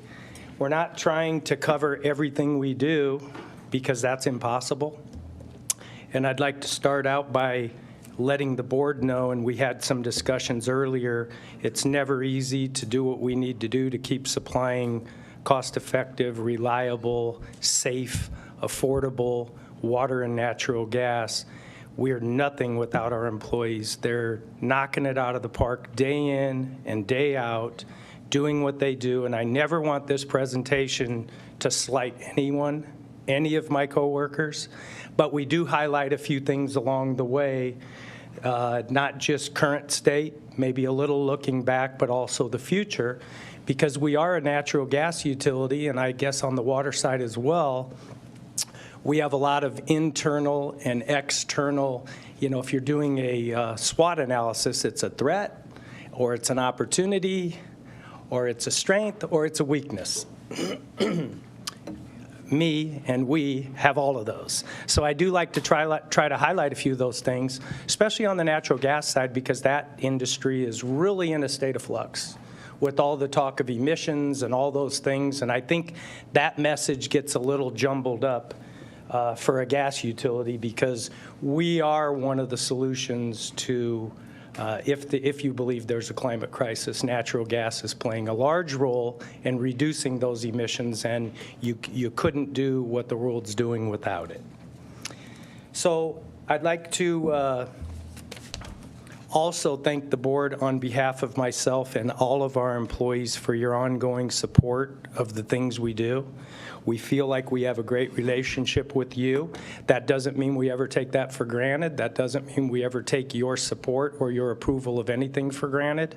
But we want to have those discussions like we did earlier on CC1, CC2, or anything like that, whether we self-perform more of our work in the future or we don't.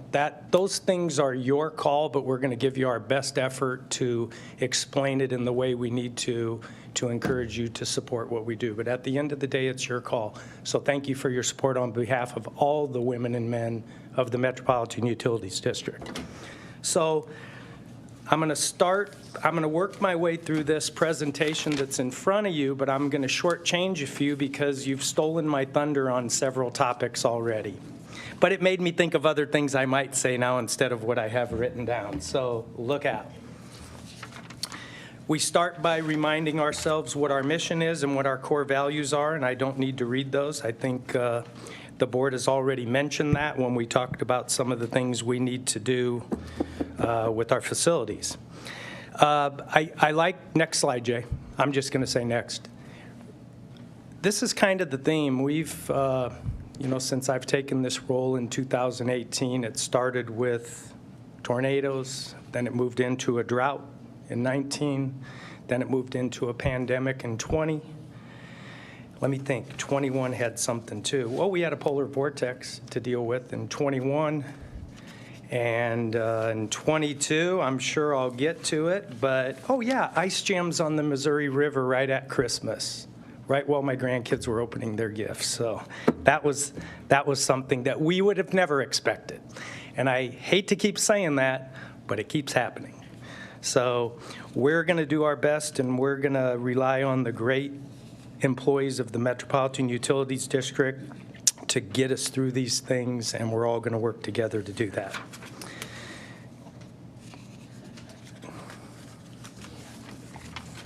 I got to remember where I'm at. Okay, I want to talk about locating a little bit, and again, I'm not going to single out everything we do, and I don't want to slight anyone, but I think we've turned a corner. Not that we needed to turn a corner, but locating has always been a challenge. With almost 130,000 locates that we were responsible for last year. I want to say that I think it's how we do it, what we do. We're not perfect, but that's what we strive for. It's a bright spot in our total safety culture. We have an employee, Pete Susky, that won the Locator of the Year award. I think that's worth mentioning. And we have an award here for the Underground Utility Damage Prevention Commitment to Safety Award. And I want to pass that around to you. This is the first time this has ever been awarded by Nebraska 811. And no surprise that our company won it. And it's not just locating, it's a team effort.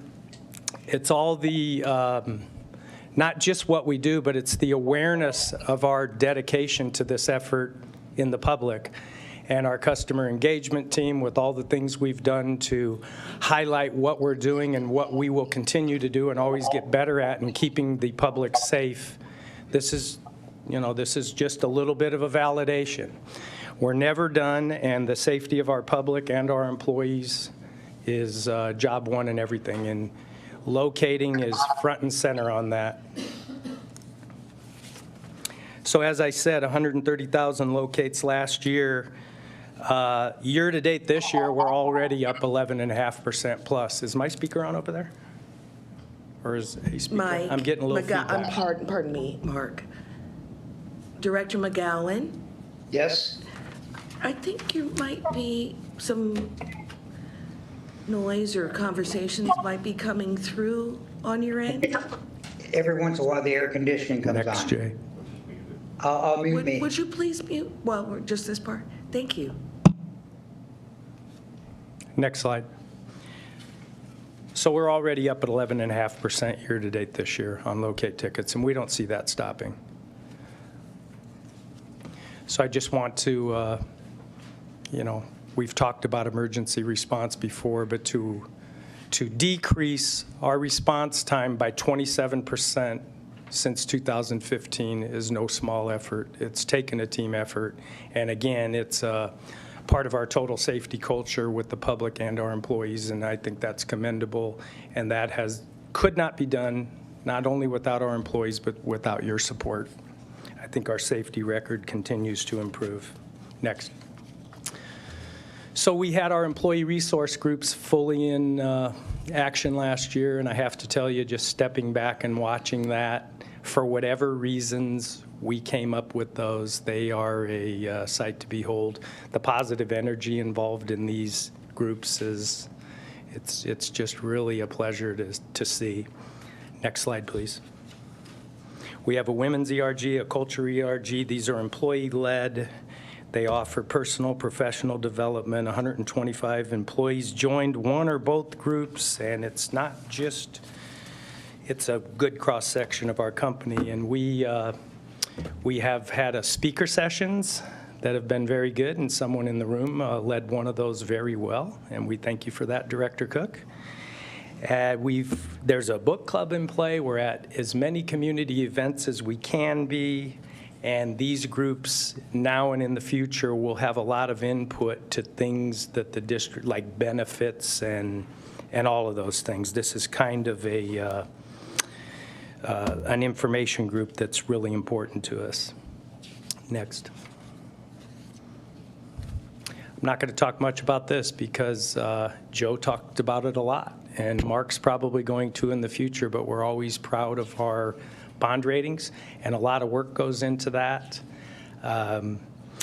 As I mentioned earlier, we're conducting rate studies, but we're also looking at cost of service. It's going to take a while, but it's very important, it's complicated, and we need to make sure that we're appropriately billing the different rate classes in the future. Next. Affordability index is always important. This is just a measurement. The Memphis Gas and Light 2023 utility bill comparison, 40 utilities, 7th lowest gas rates amongst that group. I don't know that we can say in the country, but this is the biggest group that we know of that's surveyed regularly, 15th lowest water rates. And another thing you don't know by this is how far along are they with infrastructure replacement? If we didn't spend the money we did on infrastructure replacement, I'm sure we would be a lot closer to number one than we are now. So we don't know if that comparison is valid as it could be. I think we're doing pretty well considering the investment we're making in our community. Next. Heat the Streets continues to be another bright spot. We have great board interaction. I think we've had several directors chair this, and we appreciate your support. I think $151,400 in 2022 is commendable, and it's a direct hit on those customers, or not a hit, but a direct relation to those customers that need help. Next, please. So I'm going to say the Heat Aid Fund. Anybody's ears perk up? 40 years ago, Director Begley. Pretty neat. It's a 40-year anniversary of now what we call the Home Fund. And I have some statistics up there that you can read in your own time, but suffice it to say that we do everything we can, not just in finding funds for those that are having a hard time with all of their expenses, not just M.U.D, and also connecting them with others. So great stats. Next, please. So we're going to continue to work to enhance the customer experience responsibly and diligently and deliberately, with everything in mind of what it costs to do certain things and the benefit to the customers. You know that we've introduced some new payment options, And I was thinking of calling the recurring credit card, I was going to name it the Director Friend Recurring Credit Card Enhancement. And while we now have recurring credit cards, I no longer have recurring phone calls from you. So that was the offset. But that's been, the adoption was very good. We appreciate the push and the understanding on, why we don't do something or quicker or slower. So thank you, and I hope you're using it. You must be. I am, thank you. Yeah, I can tell. So are lots of other people that were calling me saying, why does OPPD do this and we don't? Okay, I'm here to help, Director Friend. So hats off to the team involved. It's not just IT. It's a large group of employees that work on these types of enhancements. Next slide, please. This, this might not look like a big deal, but it is. Electronic digital board for things. I hate to have West Center closed up there, but that was true. And we may need to move it to Dodge Street. We have, areas where we need, and I think maybe I was having a discussion with Director Cook on a different topic, and it's like we just need to do some good old-fashioned things now and then, too. And this would be one of those. The customer engagement experience team is available at all times, and I'm happy to say that I get great feedback from the construction folks and field service, anybody that needs to do what they do best and to call in part of our company that works with the customers with their best information. It's working really well. I think we're going to continue to get better and better and better, but we're never perfect. So I think I had a nice compliment from Director Sidzik as we started the meeting. This is the kind of stuff that happens to me, and I'm going to say it in a lighthearted way. So we have, I didn't know we had an outage planned on 90th and L, because I don't. We do this all the time. Is it okay if I share this? Sure. So Director Sidzik calls and says, Mark, we just got a notice that tomorrow night we have an outage starting at 9 p.m.? I think it was 9 p.m. And it's going to run through the morning, and it's for great reason.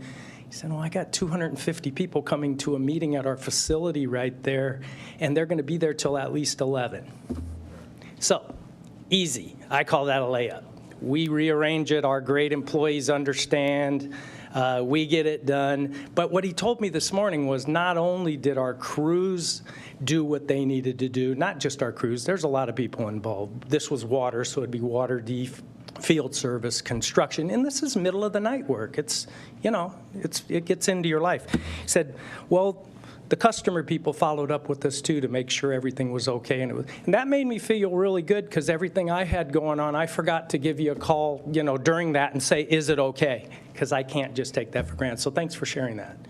And that happens all the time, not just with someone I know. I don't hear about them all. So that's been a change. We've kind of modified that process and these teams over the last few years, and I believe it's working out really well, and we're always interested in your input for whether it is or isn't or what we can do better, because you are integrating with the public. So thanks for letting me know. Next, please. I'm not going to go through much of this other than saying it was highly unusual and highly unexpected that we wouldn't be able to do our annual 40 miles like we've been doing and only come up with not quite half of it because of supply chain issues. We recovered. We didn't spend as much money as we did previous years, and we have that money, but it's pretty hard to gain that 20 miles back. We still do have a substantially complete date, 2027. And when I say substantially complete, that doesn't mean we're done with gas, not in our, we have inside meters to take care of and all kinds of other things, but getting our low pressure cast iron system out of the ground is a safety issue. It improves properties. It makes their system more reliable, much safer, and that's been a work of art. And here's the maps. Next slide. That's where we started. Here's where we are. And that would be a heat map. The blue indicates all of the mains in 2008, and here's what's left. And finishing it up is really difficult. I won't go into that, but the last miles are the hardest miles. Next, please. I know you all know this, but I like the pictures, so we put it in here. That was a nice day. And even though it's, a small percentage of what we need to upgrade our infrastructure, it was nice to be recognized and to be awarded that grant. And it doesn't just happen. It takes work. If you don't fill out the grant application, it's like Ed McMahon, you can't win if you don't enter. So now I'm dating myself. Next, please. The reason this is in here, this goes on every year, and it's where companies that emit emissions enter this global methane challenge, and we report to that every year. This is one of those things where we talked about raising awareness. Even though we're a natural gas utility and it's a fossil fuel, it's the cleanest fossil fuel, and because of our infrastructure replacement, you can read those statistics yourself, but that so far since 2008, the tons of carbon that have been removed is substantial. 47 million gallons of gas consumed, that would be the equivalent, or 52,000 homes energy, and you can read it. But we need to remind the public that this is a bigger, complicated story than just saying all fossil fuels go away. That would be a disaster. Okay. Environmental sustainability, a little bit on this. We don't talk about compressed natural gas as much as we used to because it's become a thing in and of itself. We've dispensed 3.5 million gallons of CNG last year. And for the directors that I worked with when this began, when we really moved into it, and I think it mostly Director Friend and Kavanaugh, do you remember when we were thinking this is a thing? And it's really taken on a life of its own. We've got some global players in our community using compressed natural gas, and that would be Werner Trucking.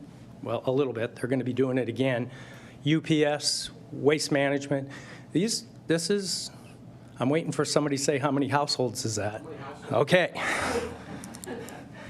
I'm going to look to Jim Knight, and I did the math right before I walked up here, because when I hit the slide, I said, I think I'm going to get a household question. So 3.5 million divided by 8 gallons per decatherm equals 437,500 decks, and a decatherm is 1 million BTUs, okay?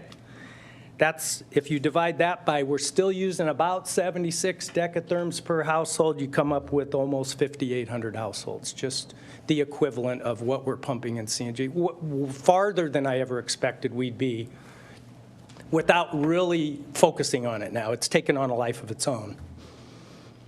And they're using it in June as well as January. And they prepay. No, I take that back, only at the stations. I think Mr. Todd's in the room, and I remember visiting with him when he installed the meter out at Hilltop. Are you here, Tom? They don't prepay for that. That's metered, because we don't own that anymore. That's a Trillium station. Yeah, they use it all year round. Hey, Mark. And that is growing in a big way nationally. And when I say that, Werner Trucking, who kind of left this a little bit, is back, and they're testing. They're one of the few carriers that are testing the new Cummins. It's the 2023 X15N natural gas engine. It's a 15-liter engine. It's lighter. It's got all the horsepower they need. And they're testing renewable natural gas in that engine, which is kind of semantics, but they're using renewable natural gas. And they're going to be testing it at our Hilltop station with Trillium. So they'll be running RNG out of our station, and they've also made a commitment on the hydrogen side. And it's a memorandum of understanding, but they made a commitment to buy 500 hydrogen-powered natural gas engines when they become available by Cummins. So they're a world leader. This is big for us because they're right in our backyard. We put a station there that's convenient. They're going to start testing this engine, and this engine looks like it's the real deal. All of the issues that were there for Class 8 trucking go away with this. And it is a great alternative to anything else you could use, electricity, diesel. It's pretty hard to run an electric Class 8. So that's, and if you want to know more about biofuels or RNG, let me know. But basically, if Werner's using RNG at Hilltop, They're procuring the RNG with Trillium out, and it's just natural gas when it shows up, because in order to use RNG, renewable natural gas, which comes from landfills, it comes from wastewater treatment plants, it comes from dairy farms, and it's turned into pipeline-ready natural gas. So it all looks the same, but they are using RNG at our station, and that's a big deal. You'll hear more about that. I get a little jazzed about this topic. Mark? Yes, sir. Excuse me. Just a couple questions. Would you repeat how many homes that is equal to? Almost 5,800, 5,756 to be exact. Okay, then the other question I have is, how congested are our stations now? You mean how available? How busy they are? Would they come up there, do they have to wait? Are they congested? Oh, well, we lost the station on L Street because of the Happy Cap shutting down. I don't really know the answer to that, but a large part of our load is happening behind the gate at UPS with their own facilities. True? Did you do that meter too? No, I didn't. You didn't? And it works? It works. Wow, that's great. Just kidding. So I think our stations are, anybody know the answer to that? I don't think there's any problems, and there's only Hilltop, and then there's Northgate, which is our facility. Most of our load's coming from their own facilities now. And that's kind of what we wanted to happen. You know, we built a station that we owned on L Street, then we went to Hilltop and we own the land. We did own the station, but now Trillium owns it. And then UPS just did it on their own and we just provide a meter. And that's where we want to be. I'll get you a better answer on that if you'd like. Be fine, no big deal on it. Okay.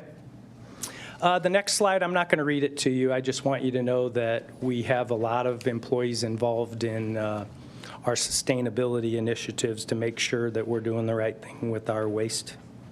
And that's been a great thing, too. Next, please.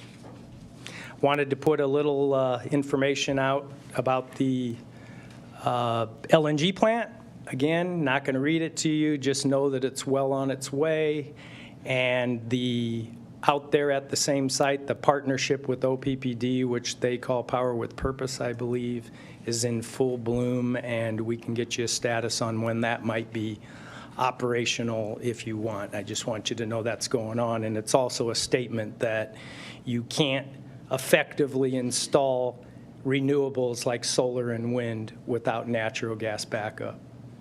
And even on OPPD side, the Southwest Power Pool is making sure that if you're going that route, you better be backing it up with something, because the sun doesn't always shine and the wind doesn't always blow. Mark, on that it says the vaporization phase to be completed by November of 23. Excuse me, does that increase our capability this next heating season, 23-24? Yes, it does.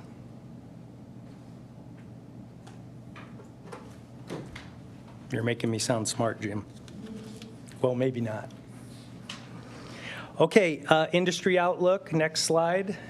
Again, not going to read it. I think I've already mentioned those things. That's a lot of this is awareness and making sure we're not caught on our heels. I follow the American Gas Association's messaging on emissions in the natural gas industry pretty closely, and I think they've got better messaging and realized that you better take this head on, or the public is going to do the wrong thing because they don't understand the whole picture. I'll just kind of leave it at that. Water infrastructure, next slide. I'm going to hand out, if I could get a little help here. So every year, the state of the water industry report comes out, and it's a survey of a lot of water utilities sponsored by the American Water Works Association, and in this year another company helped with the money to put it together. The reason I could talk about miles and all that, but we talk about that a lot. I'd like you to take this and in your own time browse it. It's a pretty good report on what all the utilities surveyed believe are the top 10 issues needing addressing across the country. And no surprise, the last 6 or 7 years, infrastructure replacement's at the top. Also, source water protection is always near the top, and other than ice jams, which we didn't expect, I think we're blessed with being at the confluence of 2 rivers, being the Missouri River and the Platte River, and also having a wonderful surface water treatment plant that you're supporting the ongoing renovation of and rehabilitation, and 2 groundwater plants, Platte West, which is purely groundwater, and Platte South, which is groundwater under the influence of surface water. And those are real important designations because they drive how you treat that water and what you need to do if something would occur. So browse that, and if you ever have any questions or you want to talk about it, I'd love to. I think it speaks for itself.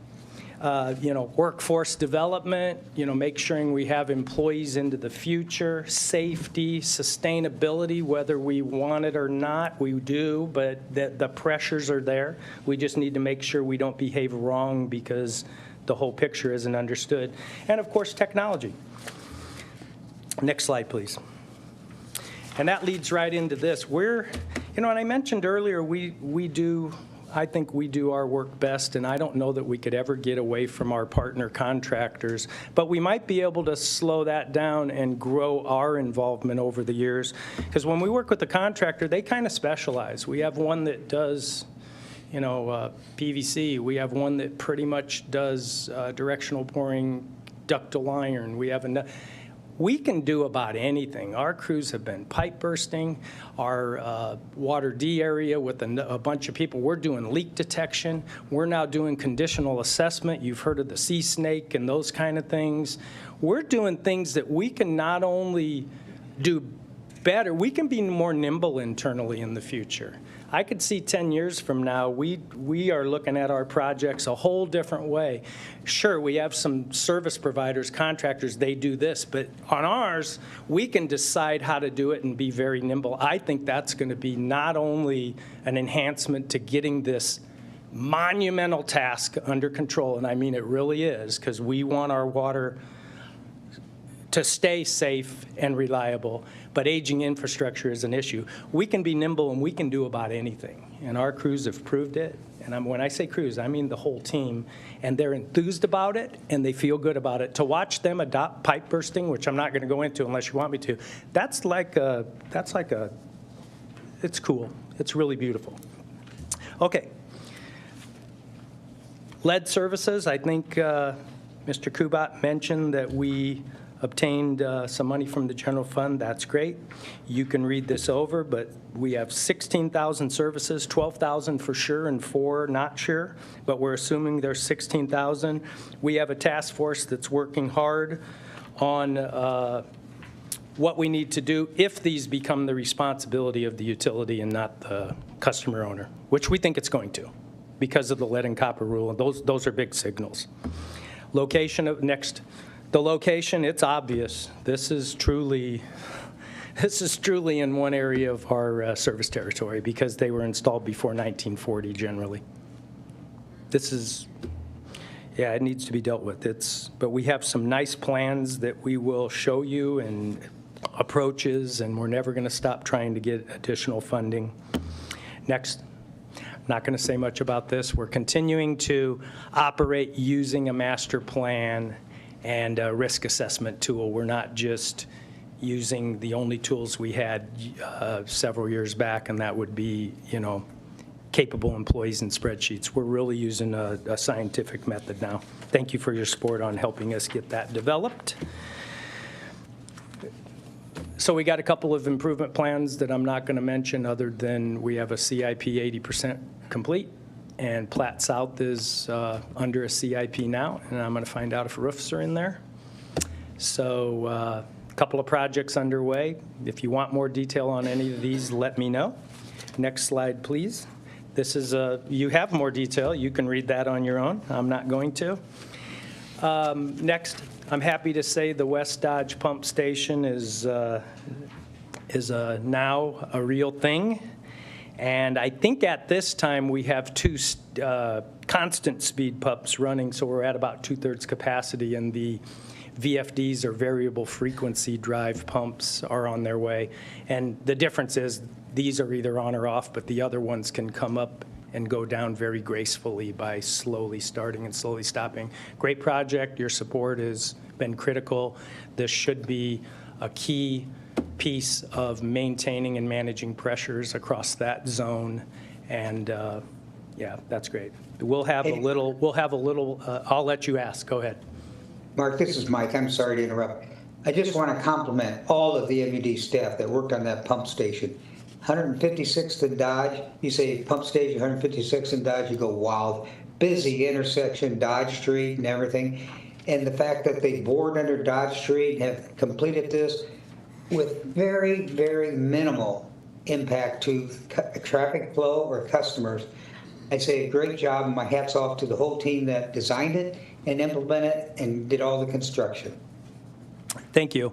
And we will have some sort of an event yet this summer to, I guess we'll call it a ribbon cutting. So we think it's important enough that that beacon of safe, reliable, high-quality, affordable natural gas is a pump station, among many other things.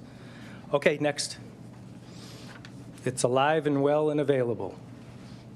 That's what I'll say about this. We're back, and we're using it, and the public really enjoys it.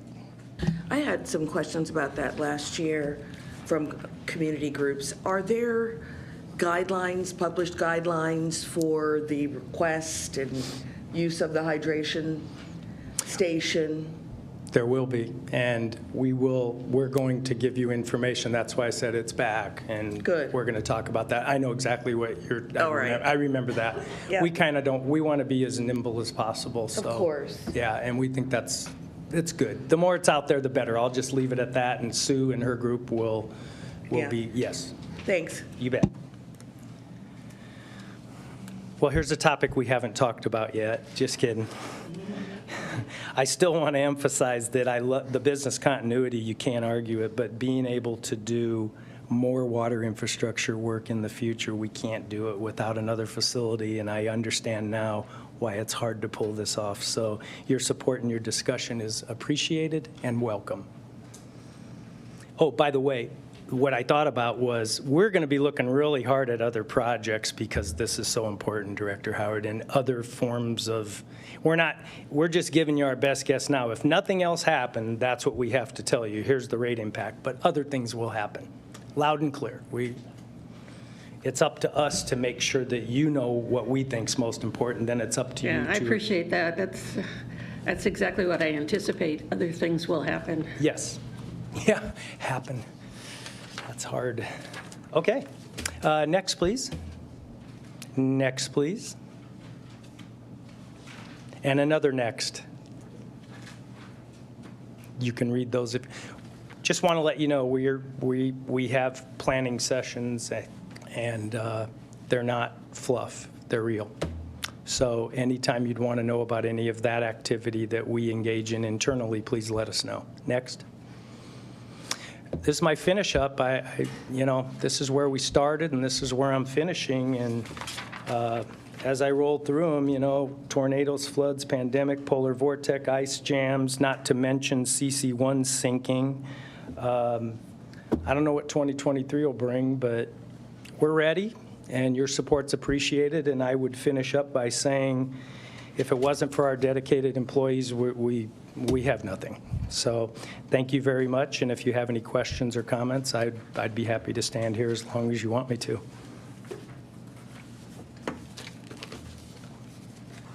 Wonderful, thank you. Thanks, Mark. Okay, thank you all. Thank you very much. Mark, this is Mike.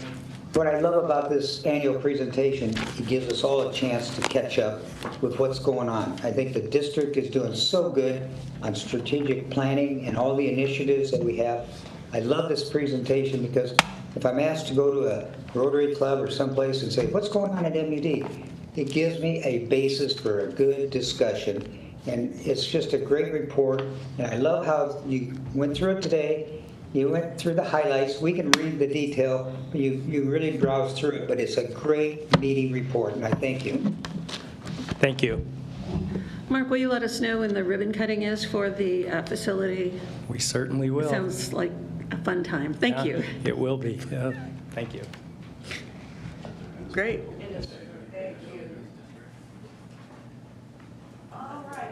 Are there any members of the public in attendance today who would like to address the board?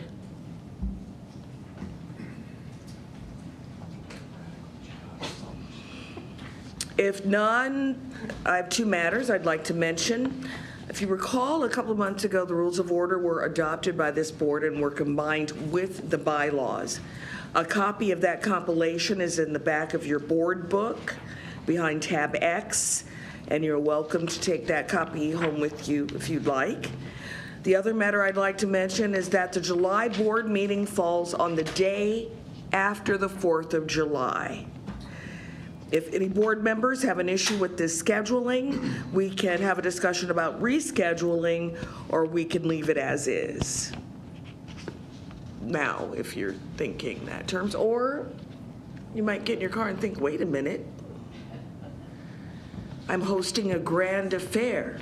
What? Why don't you move it back a day? All right, what did everybody else think about that? He'd say move it to the 4th.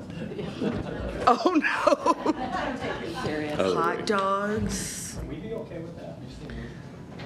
No. He was back. All right, the day after the 4th, or 2 days after. Move it back a day we were going to meet, from the 5th to the 6th. To move it forward. No. From the 5th to the 6th. Forward. Any discussion on 5th to the 6th? All right, how about July 6th? How's that? July 6th, that would be a Thursday. How we thinking? Is that, all right, can we do that? Do we need to make a motion? Is there something lawful and legal we need to do, Mr. Mendenhall? Mark Mendenhall, Senior Vice President, General Counsel. I would say the board has discretion on when it would set its date, and so you all can direct us today, or if you'd like to have some discussion after the meeting, you can certainly follow back up, and then we would just set the meeting and provide the same public notice. And so if we want to make a decision today and have it for July 6th, we could certainly do that. If you'd like to have some discussion after this and follow up, we've got a few weeks before we How far out do we have to publish notice? We published notice. I'm looking at Mary to help when that goes out. That's like 10 days, I believe it is. So Yeah, 10 calendar days or 10 business days? I think calendar days. So I'd say Yeah. 2 weeks. 2 weeks, Yeah. just like the legislature. I think as chairwoman, you have that authority. Make your decision. Oh, the power. I can just feel it taking over. We're going to do it on the 6th, please. We're going to provide ample notice for members of the public to attend or monitor through the normal channels. Sounds good. Very While good. I'm thinking of it, an aside, I walk my dog every morning across the street from where people go in to pay OPPD and sometimes M.U.D. And I would like to know maybe the status of notifying folks about, guess what? Not only is that drop sealed off for a reason, but you will not be able to, or they get little flyers, remember? Just an 8.5 by 11 piece of paper, and you can just hand that. Thank you. Good morning, Sue Lopesiger, Senior Vice President, CIO. We have used the customers who frequent the branch. We have specifically targeted them, aside from website updates, that kind of thing. So customers have been notified. They either saw notifications in the branch or have gotten a letter in the mail. And I think there's one more to go out that highlights places where you can pay outside of our expansion for the payment locations. Just to be clear, the district will still be open on the 5th. It's just our meeting is what's being moved. This is a bunny trail that I thought of. Specific to the branch closure, the branch will remain open until the end of this month. June 30th will be the last day. Because I remembered that the 30th was the last day for folks, and I wonder, I see people getting out, and it's hard for some of them to get out of their car and into the building, and then and then plug the meter or do whatever with the meter. So just want to make certain that we are communicating with folks in advance of June 30 in direct means. Thank you.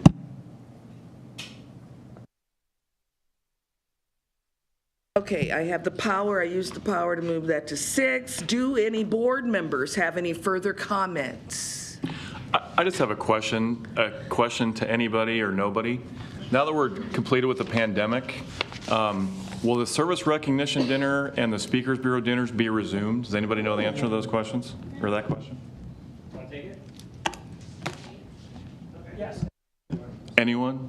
Anyone?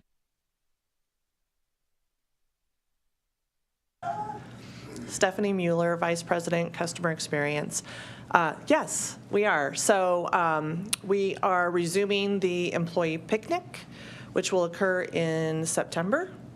And then the service award dinner will occur October 4th. And that will be at A View on State. Awesome. Thank you. Thank you. We'll make sure to get that out. Sure. And those employees that, because of the pandemic, weren't recognized, will they be invited to be recognized for the dinners and years that they miss as well? I hope. Like graduates, 2020 graduates. Sure. On July 6th. All right, any other questions from among board members? If none, wait, I see Tanya, Mike opening it. Go ahead. I'm sorry, this is Mike McGowan. I just want to say specifically to Tanya, Director, Chair Director Cook, and the rest of the board members for indulging me to do another website, WebEx participation. I do not want to miss a meeting, but I've had some concerns with my back and everything, and I hope to get better, and I plan to be there in July. Thank you so much for indulging me. So no more trips to any healthcare facilities. And that goes for everybody on this board, by the way. Were you going to say something, Mr. President? No, this meeting has now concluded. We will reconvene for the regular monthly board meeting in 10 minutes.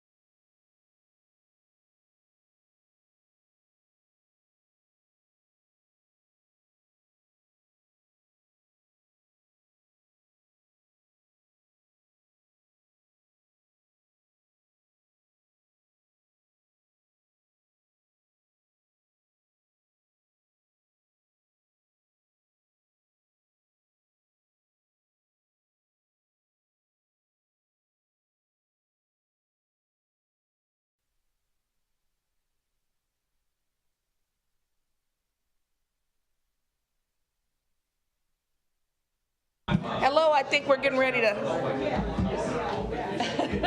Do something. do something. You look dangerous right now. All right. All right.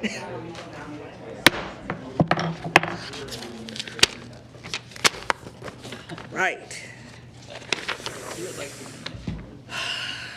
I would now call the meeting to order. I'm Tanya Cook, the chairperson of the Metropolitan Utilities District Board of Directors.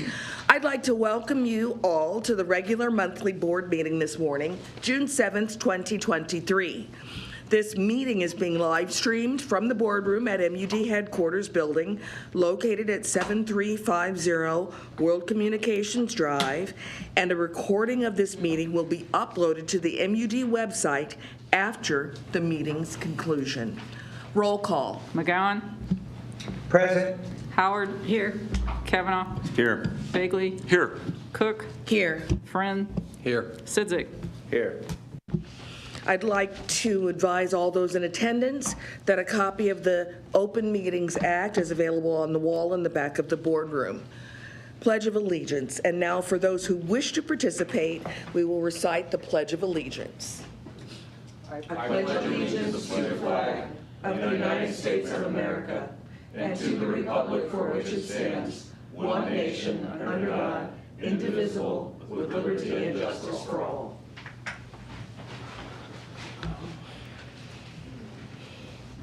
Approval of minutes for the public hearing, committee meetings, and regular board meeting for May 3rd, 2023. Do I have a motion? So moved. Second.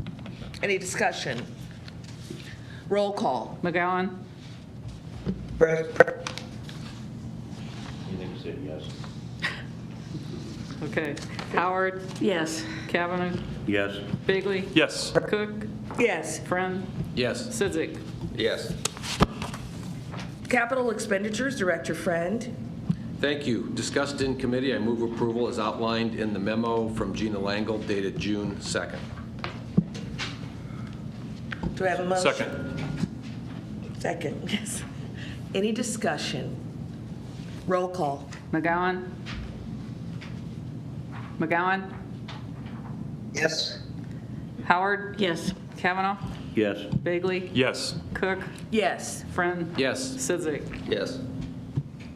Acceptance of contracts and payment of final estimates, Director Friend. Thank you. Also discussed in committee, I move approval as outlined in the memo from Stephanie Henn dated May 30th.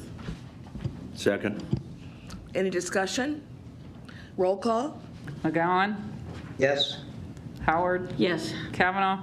Yes. Bagley? Yes. Cook? Yes. Friend? Yes. Sidzik? Yes. CC1 renovation and CC2 construction, supplemental capital expenditure, Director Friend. Thank you again. Also discussed in committee, I move approval as outlined in the memo from John Zellers dated May 31st. Second. Discussion. Roll call. McGowan? Yes. Howard? Yes. Kavanaugh? Yes. Bagley? Yes. Cook? Yes. Friend? Yes. Sidzik? Yes. Bids on materials and contracts, Director Friend. Thank you. Also discussed in committee, I move approval as outlined in the memo from Sherry Meisinger dated May 26th. Second. Any discussion? Roll call. McGowan? Yes. Howard? Yes. Kavanaugh? Yes. Bagley? Yes. Cook? Yes. Friend? Yes. Sidzik? Yes.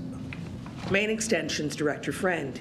Thank you. Also discussed in committee, I move approval as outlined in the memo from Masa Nia dated May 31st. Second. Any discussion? Roll call. McGowan? Yes. Howard? Yes. Kavanaugh? Yes. Bagley? Yes. Cook? Yes. Friend? Yes. Sidzik? Yes. Wage and/or salary increases and ratifications, Director Begley. Thank you, Madam Chair. I move for the approval of the wage and/or salary increases and ratifications as discussed in committee this morning and outlined in Bonnie Savine's memo dated May 25th, 2023. Second. Any discussion? Yeah, I'd like to make a don't know if it would be a substitute motion, but I would like to have everything in the letter, with the exception of item number 5 on page 7, removed for a separate vote. I'm not saying delay the vote, I'm saying And that is the item, it's page 7, number 5, supervisory professional of SPA, new hire ratification, manager of DEI. okay. Are there any objections to that from the board to divide the question is what we used to call it? Is that permissible under our guidelines, bylaws, the laws of the United States of America? Chairperson Cook. So I think what I'm hearing actually should be a motion to amend. So the motion presented by Director Bagley is to approve the letter as written. The motion to amend would be Director Friend's motion that the letter be presented with the exception of the one item, and that one item would be brought up on a separate. So then that would be the motion to amend now is on the table. Okay. And yeah, thank you. So there would need to be a second and a discussion And a vote for that motion? for that motion to amend, yes. All right. I am making a motion to amend as outlined by the general counsel that have these items would be separated and voted on separately today. Second. Discussion? Do I need to withdraw my second for the original motion? Well, yes.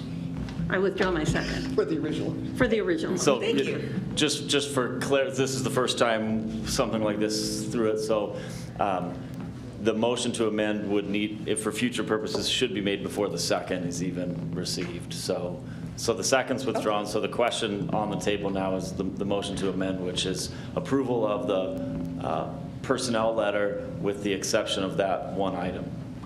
And I will approve of Mr. Friend's amendment out of courtesy to a colleague on the board wishing to do that. So the vote we are taking right now is whether or not this board approves the amendment proposed by Director Friend and seconded now by Director Kavanaugh. Is that correct? Because now that was the second to the original letter. Director Friend, could you restate your motion, just for clarification? Yeah, I'm making a motion to amend the item number 10 so that the items are all voted on today, but they're done separately. In other words, the entire letter amended to remove one position for a subsequent vote. So in other words, I want to amend it so that we vote on everything in the letter except page 7, item number 5, the DEI manager. That would be voted on following if the first vote is approved or denied. I imagine it'll be approved with the rest of the letter, and then this position set apart separately for each board member to vote yes or no. Okay. So where I think we are now is that the amendment has been put forward and seconded, and now, did you second it? Mr. Kavanaugh. Mr. seconded Kavanaugh it. did, Yep. yes. And I added comment before the chair requested comment, so my apologies, That's Madam Chair. okay. All right, do we know what we're voting on now?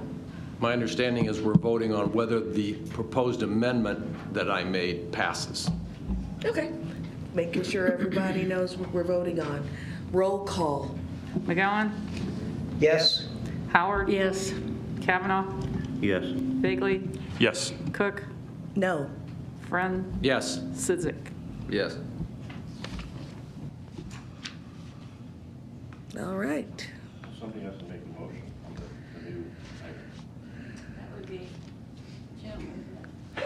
item. This are we going to vote on now? Separate. Okay.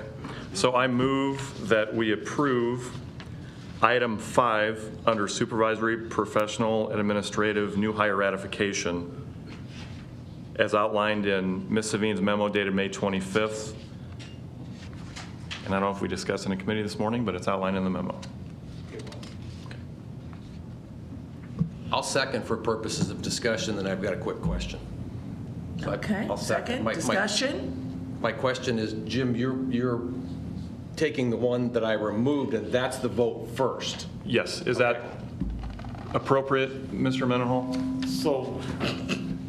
So what I had heard here and how I'm following this is the motion to amend, which was an approval of the letter with absent, removing that number 5 had passed 6-1. I don't know how that happened. So the personnel letter, absent number 5, was approved. Now the motion on the table. I'm making a motion to approve number 5 right now. Now you're making a motion to Yes. approve number 5, and Director Friend seconded it. So the question before you all is approval of that salary for that one position. That's what I thought. I just want to make sure that everybody understood. We've already approved everything in the letter except for this one. Did we, though? No, that was for the amendment. I understood that vote to be for the amendment. Yeah, I believe Was that it's just incorrect? an approval of the amendment. It wasn't approval of the Right. first 4. Yeah, we did. Because I didn't approve that amendment, because that's why I voted no.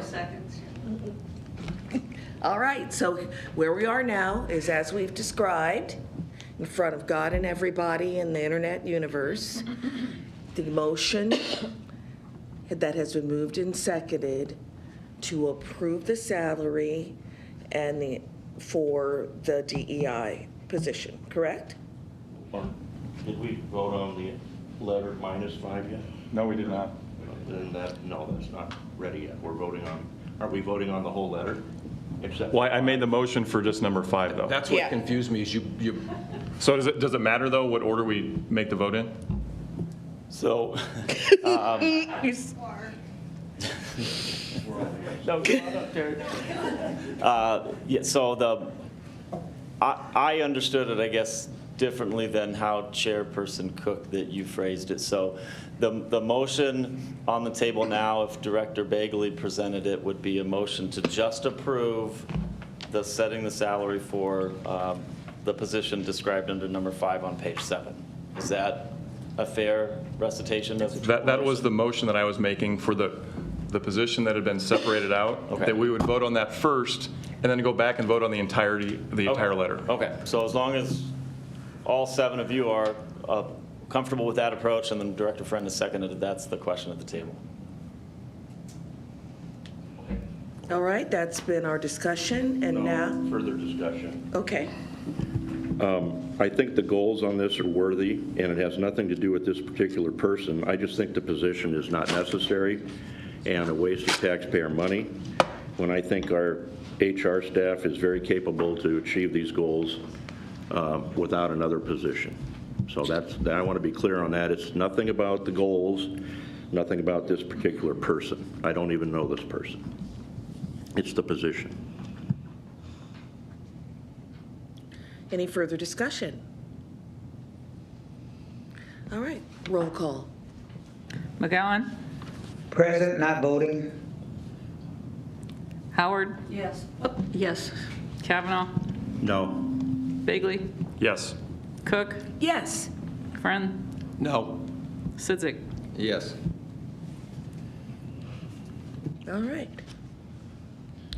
Now to further with the rest of the wage and/or salary increases ratifications, I move for approval of the letter and memo prepared by Bonnie Savine, dated May 25th, 2023, and discussed in committee. Second. Can I ask a quick question? Sure. The way the motion was, we would approve the whole letter and we're voting again on this position? Or, no? That's been separated out, is my understanding. So Yes. I said the remaining letter. Oh, I missed the remaining part. Thank you. Any more questions or discussion? Roll call. McGowan, Yes. Howard, Yes. Kavanaugh, Yes. Bagley, Yes. Cook, Yes. Friend, Yes. Sidzik. Yes. Okay. Selection of Vice President, Accounting.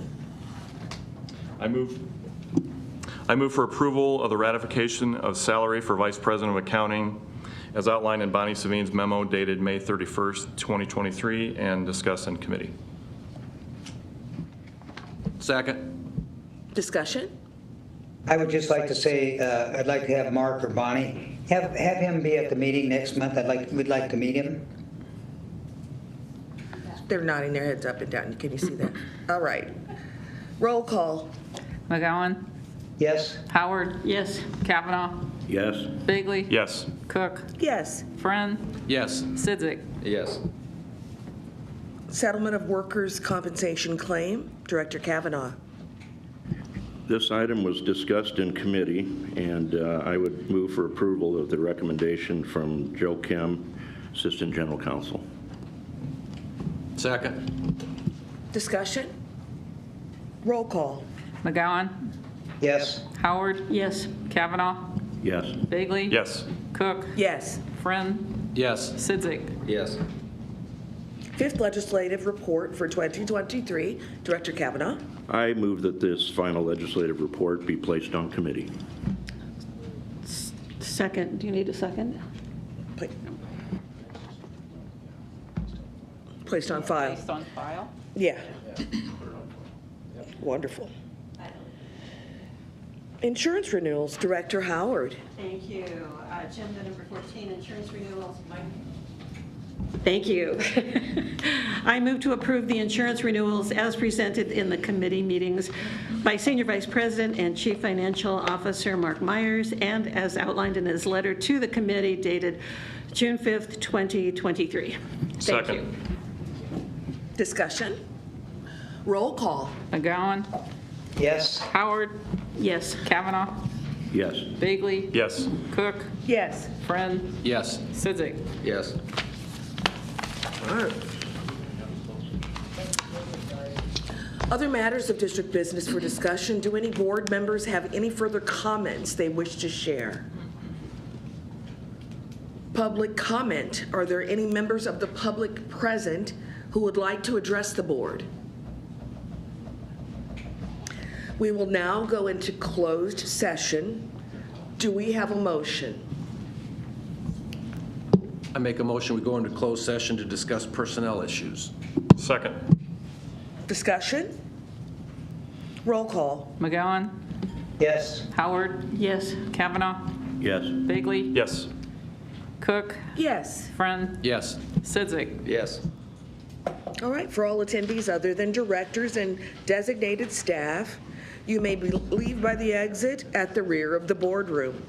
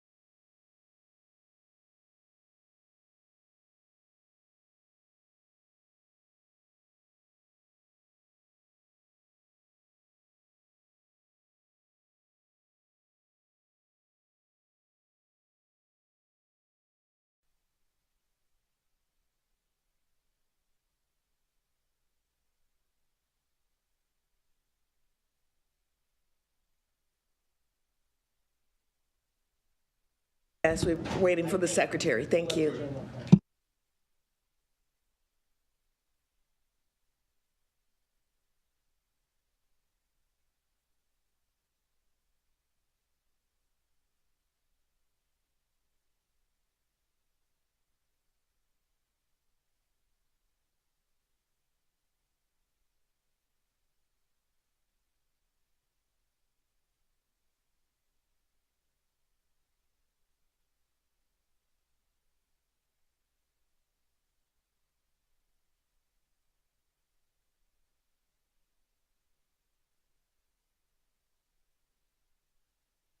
All right.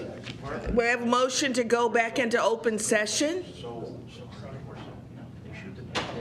Do you need a motion? Yeah, that's what it says. I make a motion that we go back into open session. Second. Any discussion? Roll call. McGowan, Gone. Howard, Yes. Kavanaugh, Yes. Bagley. Yes.